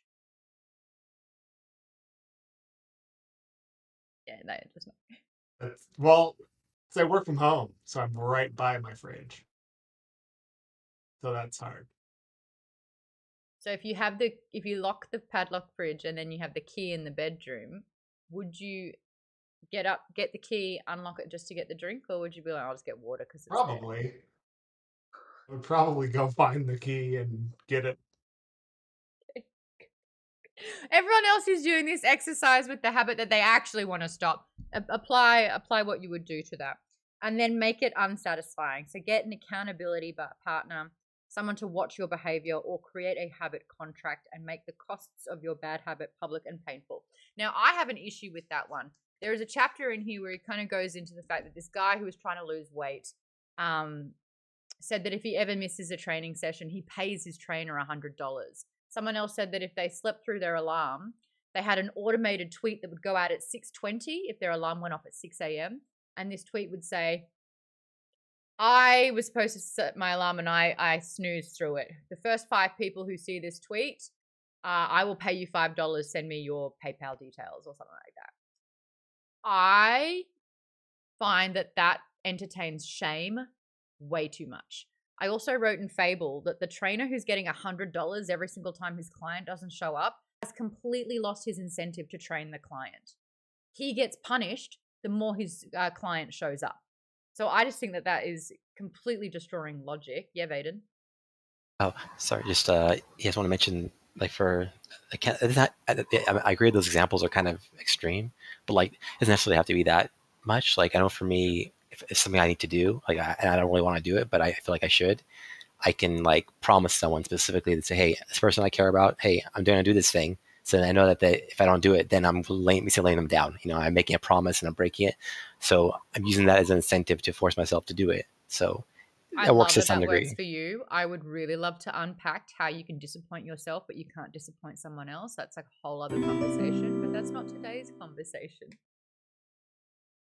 All right. But I like that. I like that. If you know that you inherently don't want to let someone down and that's enough of an incentive, I'm the same. I've said this all the time. Social media, like having to make and produce social media, I'm my own boss. I'm the best and worst boss I'll ever have. Every single day. Hey, Maude, have the day off. Fuck yeah, thanks, boss. No worries, don't mention it. In fact, have the next week off. I don't care. Production's gone down. Followers have gone down. It's your fault, Maude. What do you say? What do you have to say for yourself? Thanks for the time off. No worries. Have some more time up. You know what I mean? Like, me letting me down is so easy. But if I find out that I've missed out on a job because they wanted 110,000 followers and I only had 105, I'd be like, right, I have to pay rent. I needed that job. I will now put effort in knowing that there's going to be some sort of like response or reaction from it. Let me tell you right now, as a content creator, I don't like doing it. In fact, this book is helping me because I need to change my perspective on it. Yeah, that's definitely difficult. Like mine is not anywhere as bad as that. For me, I work from home, so I have to be more accountable myself for what I'm doing. But like, yeah, that's when you actually have your own company and you are specifically working for yourself. That's a whole other level of work to do. Yeah. Responsibility in general. Yeah. I know I working from home would be really, I work better in an office. I think that if I had a deadline, I would go to a cafe because like it turns you into work mode. And when I'm at home, like, oh my God, are you kidding me? I wouldn't do a damn thing. Look at this dog. She's so cute. I'd be like, Zelda, you don't want me to work. You want to go for an hour-long walk right now, don't you? She'd be like, yes. Every time, yes. Barnaby Prime, you've got some great examples. I stacked, we're talking about habit stacking, if you've read the book. I stacked sending a message to my daughter with walking the dog for that exact reason. My dog has now started to get ready in the morning because he wants to walk. So that's two people or two that I would be letting down. I think that's a really great thing. I have stacked walking my dog with listening to my book. I have to read the books for book club. I have to get through it no matter what. I've also started stacking listening to my book with walking on a treadmill if, it's rainy outside or whatever it is. Because it's like I get to, especially if it's a good book, I'm like, I just want to keep listening to it. I can listen to it laying down in bed or I can listen to it and actually do something else with it. So I'm trying to stack the things that I really like doing with the things that I don't really want to do. Although I do like going for my walks. And I've also stacked it with playing Pokemon Go. I can't tell you what 3 houses look like around my neighborhood. I can tell you where every single Pokestop and Pokemon gym is, though. So I need to get better. I don't have to talk to people. I'm sorry. There's a Pikachu right here. I cannot possibly. It's not true. I had 2 conversations with people today on my walk. Ugh. I had full conversations. Wait, don't you listen to audiobooks too? Yeah. I'm surprised they're talking to you. Like, or did there people you know well? One of them is an older neighbor who I used to see walking around the area. Different dog. She's only a puppy. And Zelda didn't like her previous old dog because it was a bigger dog and we'd always avoid each other. But then I saw a younger new dog. And so I was like, oh no, what happened to the other dog? She was 15. And then I was like, Zelda, meet that dog. And they were quite good together because now Zelda's the old dog and this one's the younger dog. And the dog is not trained, her dog. And I demonstrated because like Zelda gets a treat when she interacts with a dog and it's positive. If she doesn't bark, if she like sniffs or is sniffed and then she looks at me. She's like, I did good. And so I made her sit and gave her a treat. And then she's like, oh, yes, a treat for the dogs. And this dog's like, yeah. And I'm like, no, you have to get it to sit first. You can't just give the treat. You have to earn the treat. And I'm like, have fun. Good to see you. So that was my interaction. As an older dog, can Zelda learn new tricks? The answer is yes. I know that it was a pun. She is so food motivated. I'm this close to getting her to backflip. So food motivated. I, in the last year or 2, have added, she's got like a whole trick repertoire. The new one I've added in the last 4 months is Tell Me a Secret. And she puts her mouth up to my ear and like keeps it there. And then I go, oh my God, what's the T? And she goes, holds it back up there a little bit longer. I'm like, she did not. And she keeps like telling me a secret. I love that one. She looks like she's passed out right now. And I did the other one where I tell her there's food in the bowl. I tell her to sit. I go to the other side of my apartment and I go, yep. And I hold my hands out like that. And she runs around the corner, puts her head in the hole. And then she has it's so cute. I nearly burst into tears because it was so cute. She looks very motivated right now. Yeah, she looks passed out. You see her head's like, bleh. Looks like she's had way too much to drink and she's going to have to walk off that hangover. Yes, Timbo. I would just gonna maybe request the section on the book about changing your environment was something that Let's talk kind of about struck that. I was with going to me go just through all the because chapters. Well, I felt like you were, but we've got like 20 minutes left. I mean, I'll talk longer. I like this book. The make it easy part about your habits. This is something that I implemented the first time I read the book. It was about changing your environment. Something that really, oh, hi, Conan. Something that really I found interesting, especially I would have trouble sleeping from time to time. And then I recognized that my bedroom was like my sanctuary. I would watch television there. I would play video games there. I was like constantly in bed. So for the lights to go off and for me to still be in bed lying down, my brain's not kind of processing the fact that it's sleep time now. So I really had to establish a completely different place to be recreational and then have bed be sleep time. That was really important for me because it was basically like training your brain that when you are in this room and when you are in your bed and the lights are off, your brain is literally like, peace out, it's bedtime, got it. And if you can't sleep, I used to just lay there with my eyes shut pretending that I was asleep. I thought that I could fake it till you make it with sleep. Nah, does not work. You literally have to get back out, pretend to restart your day, whether it's go to the bathroom, whether it's like go into the kitchen and then unwind again. So it's like going back into the process of preparing for bed so that when you go into bed, lay down and have the lights out, hopefully your brain's like, got it this time. Loud and clear. We'll sleep with this. Tash says, oh, I think that's what's been my issue recently and why I'm not sleeping. Give it a go. If you're still awake 45 minutes later, get up. Pour yourself a glass of water, go into the kitchen, have the lights on, go about life, and then reset to go back to bed. And if that means brushing your teeth again because you've kind of like subconsciously connected teeth clean to go to sleep, trick your brain in that particular way. Boba says, okay, why is Maude reading my mind? Chocolate cake is your favorite too.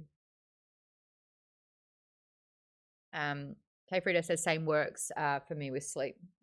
So that's one way to change your environment. Another thing that I did was recognize that recreational space when I'm on the couch, the television, that's where the gaming is. But my coffee table directly in front of it is my morning station. So a big challenge in here, which I was getting people to do in the Discord, head over to the Atomic Habits channel if you want to do yours. James Clear asks everyone to monitor and record every single step of your morning routine from when you wake up. And you rate it positive, negative, or neutral. And we've been sharing what ours is. Mine changes a little bit depending how cuddly Zelda wants to be. I tried to not be on my phone straight away. I've tried to minimize phone time in the morning to 15 minutes and get through everything so that I feel like it's been checked so I can put my phone away and move on to the next thing. I keep slipping. I wake up, Zelda's like, hi, good morning. And I go, oh, good morning. And then I get on my phone and I do like a quick perusal. Emails, I'll go into the Discord, I'll go on Instagram and I'll like checklist it off. And that can take 20 minutes. If that's happened, I fucked up. Once I get up though, so what I would like to do is good morning, Zelda, I love you. And she's like, I love you. And I pat her and that just puts me in the best mood because she's the best thing in the world and I want to have a new day because she's in my life. So she should be my alarm in my phone. Going through all the motions, I get my water bottle, which is next to my bed. I pick up my Apple Watch, which has been on the charge, and I pick up my phone. I go to the bathroom and I weigh myself. I want to try and weigh myself at the same time every single day because I have a scale system that monitors things like water intake, protein intake, and they're the things that I'm really trying to monitor. So I try to be as consistent with that at any given time.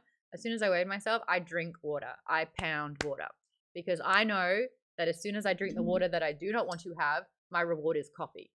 So I try to drink as much water and try and finish this thing as much as possible. While I'm doing that, I turn my coffee machine on. It gives me life. I've got a shot for that while I'm finishing off my water. I put my coffee shot in. When I get the milk for my coffee, Zelda loses her shit. So Zelda has become so into milk. Like, she will not eat her kibble unless it's milk. So she has cereal every morning. But while I'm putting my coffee in the microwave, I feed Zelda because the milk's already out. I feed Zelda, I put a little bit of milk in, she's taken care of, I've got my coffee, and then I go to my morning station with my coffee. So the reward is the fact that I have my coffee and I have time to do these tasks while I'm completing my coffee. So while I'm drinking it, I plan my tasks for the day. I write out in detail. I'm trying to adopt this new thing called the 3-3-3 rule, which is 3 hours of like set determined work. I'm freelance. 3 hours of like the thing that I'm working on, 3 tasks that I need to do, and 3 maintenance things. So the task is I need to book in for the dentist. A maintenance thing is I need to do a load of washing. So 3 of those, 3 tasks, and then 3 hours of concentrated work. So I write that down so my day is really clear. I also light an incense, and my incense that I have has a different word, and that's going to be sort of like my mantra for the day. So there's prosperity, abundance, gratitude. There's like different things. And I'm like, what am I feeling today? And so I'll do that and I'll light that. And that kind of tries to drive like a headspace for the day. I also try to do gratitude. I write something that I'm grateful for, because practicing gratitude literally turns your knob from negative to positive. It's a dial as far as I'm concerned. If your knob's in negative, you are a knob. But if your knob's in positive, you're a goddess. This is how it works. See you, Brad. Congratulations again. And so by this stage, I've had my coffee and it's go time. That's when I walk Zelda and I listen to my book, and I try to do that for an hour, and then I get started in the rest of it. I have noticed that planning out my tasks, I even plan out my meals, what I'm going to eat, because it just avoids like indecision and avoids making a bad decision because it's all clearly laid out for me. I am so much more productive. I'm in a positive mind space. I'm stacking my habits with the reward. I find that if I don't do that, I'm a fucking mess. If I do that, I'm a beast mode. Like, it's so interesting. Something that I slip up with is this whole, if you skip a day, get straight back into it. If I skip a day, I skip 3 weeks. It is like, and I feel it. I feel the fact that I haven't meditated. I feel the fact that I haven't had clarity in my day, and I'm a goddamn mess. So going back through that extensive morning routine that I have, I would start saying what's positive, what's negative, and what's neutral. The first time I did this, my mornings looked very different. I would be on my phone for 45 minutes before I get out of bed. I had to change that quick smart. I would do all these other things. I wasn't drinking water. I would have coffee on an empty stomach. Stupid. The acids of the coffee just not good for your stomach, basically. So I'm trying to just tweak and get a little bit better. Other people have in the show chat. Oh no, I've got show chat here. Other people in the I'm catching up on the show chat. Other people in the Atomic Habits went through this and they wrote out everything with a positive, a negative, or a neutral. I guess the question that I have is I had to tweak mine to try and minimize phone time completely, and I still have to be cognizant of that, to try and get stuck into a really laid out day of what I need to get into. Does anyone want to share what their morning routine is and if they've had to tweak it or change it? Pai Lang says here, I just wake up, I go back to sleep, repeat. Actually get up, etc. What's yours, Jimmy? Let's talk through it. Okay, just a preface. I did not read the book, as you know. I'm just telling you my morning routine. No, and I don't think you don't need to have read the book to do this activity. Okay, just let you know. Okay, so generally, when I wake up, I like to do a gratitude statement that's usually in my mind. That's a positive. I usually say, what's that? That's positive. Oh, gotcha, yes. And then after that, when I get out of bed, but generally I like to stay in bed after the gratitude thing, and I do some stretches because, I'm 44 years old, and sometimes my body does not want to move, so I have to, I have to stretch out my body and make That's sure that, positive. and then I finally get out of bed, and then. What about doing the stretches out of bed? Well, that's the thing, though, is that I have ones that are in bed as well as out of bed. Well, that's what gets you out of bed. I think that's positive. It was like a whole thing with my surgery, because anyways, it's irrelevant to talk about that. But point being is that I'll do the stretches, whatever, And then generally I have my phone on the highest spot. It's That's nowhere near my bed. It's that's like somewhere good. further. It's by my pops, my phone call pops. It's fine. And generally, I look at see if I need any, things, like do I need a new toothbrush or whatever? I think about that. Then Mhm. afterwards, I go to the bathroom, brush my teeth, what have you, Mhm. get dressed. If I have to go to work, usually I usually have to be at work at like 9:30 or 10 a.m. Mhm. So when I'm going to work, I'll either listen to music When or did you I'll have check. breakfast? Yeah, I have breakfast after I brush my teeth. I know that's weird, but that's just No, what I do. apparently, I saw a TikTok video, but apparently a dentist said that brushing your teeth after eating basically kind of like cleans the enamel that should be on your teeth when you're processing food. So, hold on. No. I remember it was the opposite of what I do. I have a coffee and then I brush my teeth, and then after my walk, after an hour, I'll have my breakfast.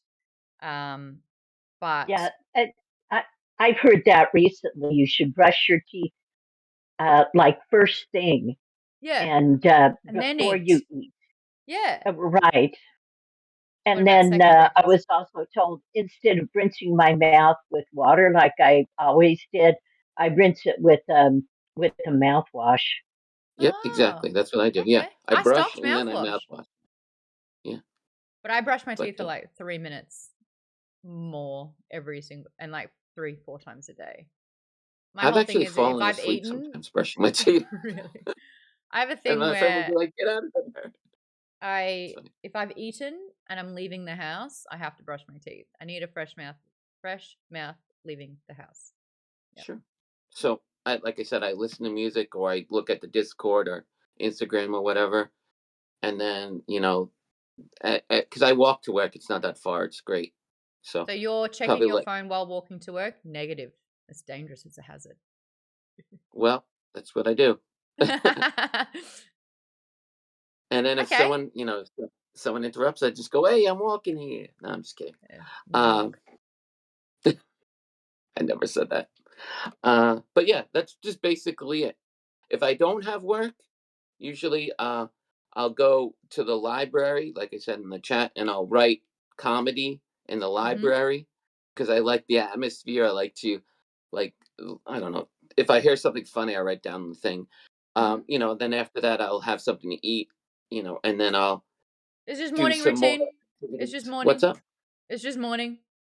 Yeah, It sounds like it's 12 that's it. o'clock or 1 o'clock. No, we're just Yeah, doing morning. Great. Thank you, anything Jimmy. after that? Well, majority of Yeah, that was that's it. really positive. There's not like one thing. Baden, didn't you say you like ate ice cream for breakfast? No, Like, no, I'm no, not. no, no. Oh, Okay. no, I said I ate it after I walked. I ate breakfast earlier. I ate breakfast like around like usually like 10 or something, and then I Yeah. walk, and then I eat ice cream like around probably like closer to like 12:30 or 1.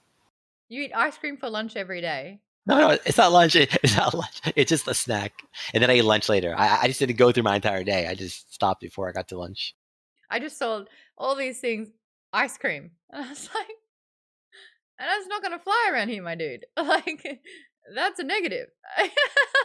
If I put it negative, I did put it as negative. True, true. I mean, my whole vice was the 45 minutes on the phone before even getting out of bed. I woke up and I was like, oh, I wasted my day. Haven't even started it yet. It's already wasted. So there you go. Ice cream is never negative. I learned about the habit of ice cream from my dad. It's one of the funniest things you ever see. He has the most sensitive teeth to cold. Loves ice cream. The man loves ice cream. The way that this ice cream is like playing ping pong in his mouth because he has to like cover his teeth to try and eat the ice cream. It's the sweetest thing you'll ever see. It does not deter him at all. It is ice cream every single night for dessert, even though the ice cream could hurt him at any given second. He's got a habit though. My dad eats 2 or 3 oranges every single day. The man has had 2 sick days in his whole life. Healthy habit. I have this thing where if I'll kill a food item. If I eat something every single day for like 3 months, I can't ever eat it again. It's dead for me. So I can't do that. Does anyone have anything like that? Yeah. Mandarins, Different done. phases, I've at had that least. with spinach. I eat so much spinach I can't eat spinach anymore. Yep. You hear a song one too many times, you're like, I used to like that song. Now, change the channel. Happy Dubs, nay. There are like 5 foods that I could eat almost every day. Top ramen. What are your 5 foods? Top ramen is the one. I can't anymore because being a broke ass college student, that's Oh, like yeah. the staple is top ramen. Mine And was, now we I'm call like, them Maggi noodles. "Ugh." They're called, like, Maggi noodles are like your 2 like minute noodles in they're Australia. like 6 packages of top ramen in my cupboard, and every time I look at them, I'm like, I should throw those out. I'm never Well, going to eat them. I got food poisoning from it once. I remember I was like 8 or 9 years old, and I woke up in the middle of the night after having it for dinner, and I threw up all the noodles, and then about half an hour later, I just threw up all the flavoring. And I'll bet that was pleasant. I've never eaten it. That chicken noodle flavor, it just smells like my vomit. I'll never eat it again. It's a good way to get over something. I've done that once. Do you remember Starburst jelly beans? God, they were so fucking good. Remember, there's still a thing. So 2017 was the year I got really into Starburst jelly beans. I'm talking like I had a problem because there's no licorice, there's no watermelon, there's 4 amazing flavors, and this is so good. And so I was just like, I went so hard, but so I recognized I had to kill it for me, right? It was going dangerous. I ate 2 massive packs in 3 days, and I never wanted to look at a Starburst jelly. I don't think I've had them since. I do not want them ever again. That's my They're little like the life safe hack. reds. They do Starburst jelly beans in all reds, and I still eat them. Eat Next 2 time giant bags in 3 days and call and Next tell time me Maude that. goes for her PO I box, can she'll absolutely do that. a giant bag of Starburst jelly beans now. You put that into the universe, it's gonna happen. I ate so many. They're not in Australia. Can't get them in Australia. What are the little pot stickers with cream cheese in it? You kidding me? I got like a 12 of those. I ate all of them to myself. They were the best things I ever had. I threw up later. I felt so sick. I felt so ill. My stomach was just like, you fool. I was gonna say you idiot, but we don't do that anymore, do we? You made a poor choice. I've never wanted one ever again. Is it a pot sticker? Like a wonton? It was a wonton. No, what was it? They're like in a thing and then you whoop. It's like Ragoon or something, or what's? I don't know. Yeah, like a like pot the Rangoon. No, They're fried sticker. wontons with cream cheese inside of it. Pot sticker is a dumpling. Yeah. Ah, okay.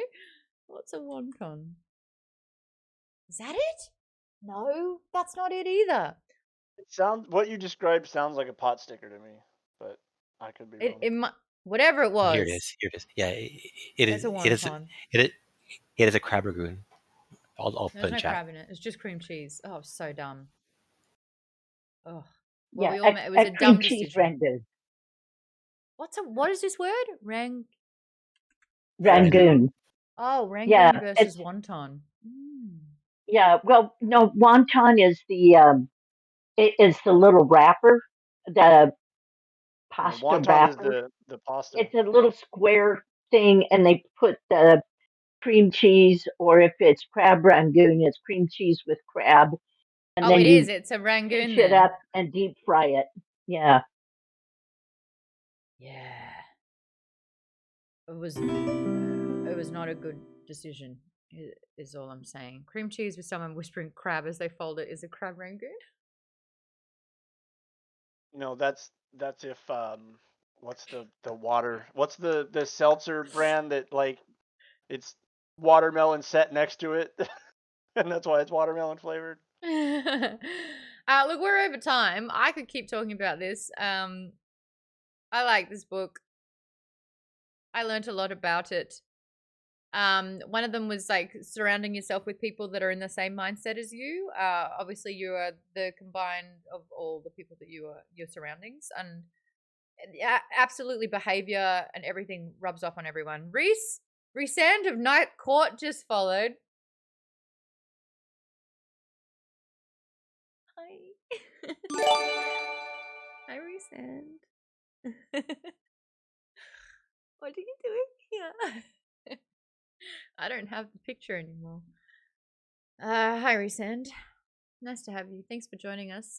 So funny. Our book club. You did it. You did it. We did it 2 weeks already. We did it last week, last Thursday, and the Thursday before. I deleted the picture. I'll put it back up. You say the word, I'll put it back up. A work of art. I don't believe that you deleted it. I don't It's believe still on that my for a computer. second. I was gonna say you It's have it sti- stored in a It's folder still on my somewhere. computer. You Let's didn't just have delete it like at a all. random resend at any given time. Deleted the Show up. picture. Where is he? Found him. Hey, resend. We'll just have him in the show. I wonder Atomic Habits. What would resend do? Would he judge you? Would he support you in this? Are you the best person for resend? Resend says, well, gotta change my name because I don't look like that. No one does. He's not real. He's not real. In a folder titled Texas 2020. Well done. Hey, I'm here. The last thing that we talked about earlier was motion versus action. Motion is preparing. Action is the doing. A lot of us will fall into motion instead of action because motion is far more comfortable. We said it a little bit earlier. Some of us, it was yelling at us. I fall into it because of procrastination. Let's focus on just doing it. Even if it's shit, even if it's not perfect, even if it's mediocre, doing it is the goal. Doing the task, doing the activity, doing it. Just do it. Something's better than nothing is what I said. Thoughts. My mentality was always something's better than nothing, and this suits me big time. Good habits can compound, so can bad ones. If you are in the Google Doc, if you are a member of Maude's Book Club, Vaden has very generously put in all of the tasks, the sheets, the activities, the images.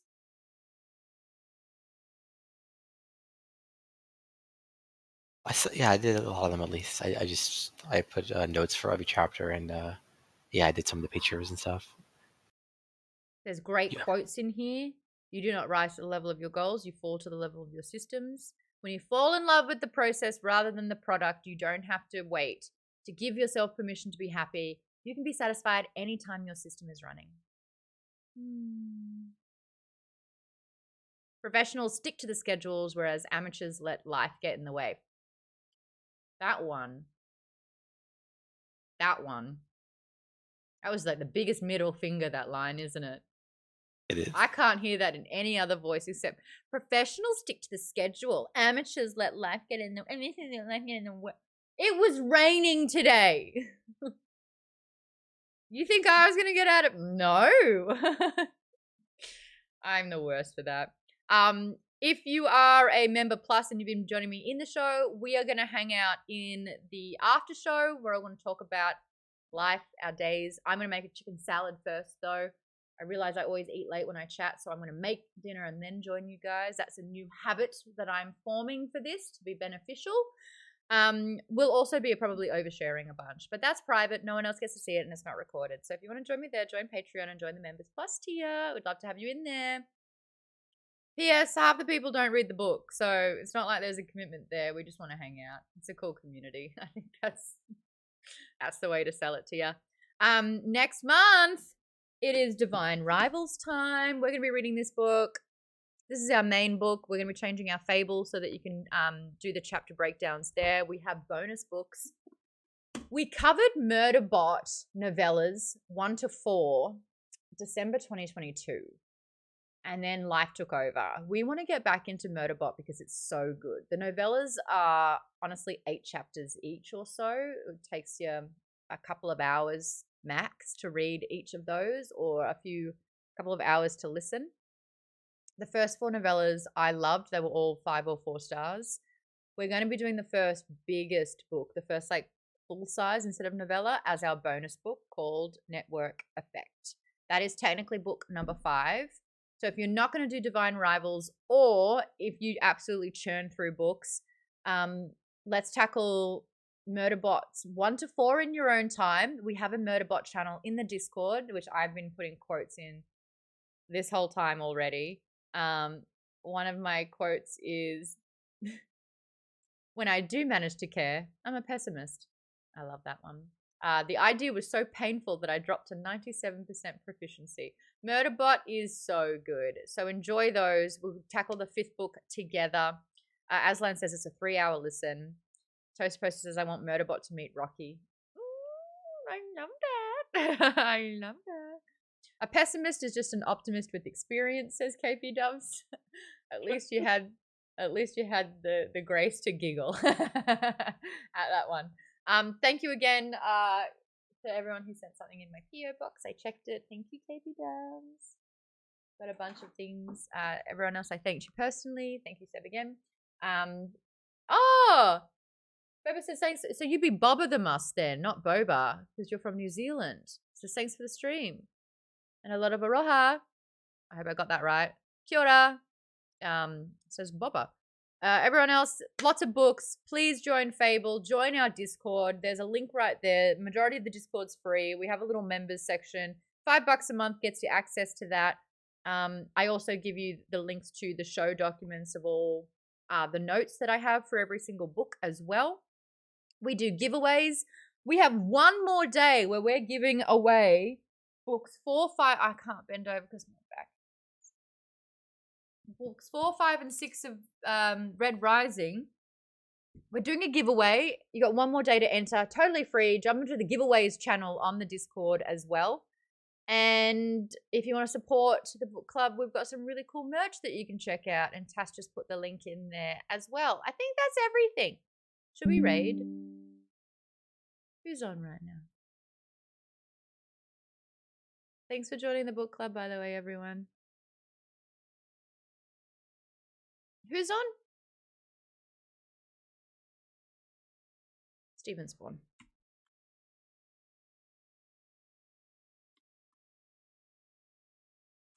In before they're signing off. Raid. I didn't say raid. Are they signing off? No, I'm just expecting them to be. Can someone check? I heard Mott's ready. How long has he been talking for? An hour. Perfect. Perfect. Oh my gosh, I got so scared. I have a real knack of raiding into people who are finishing.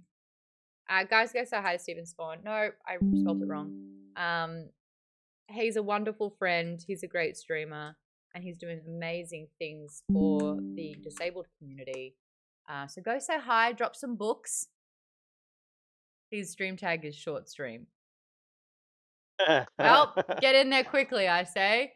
To the Members Plus, I'll see you in a bit. Bye, everyone.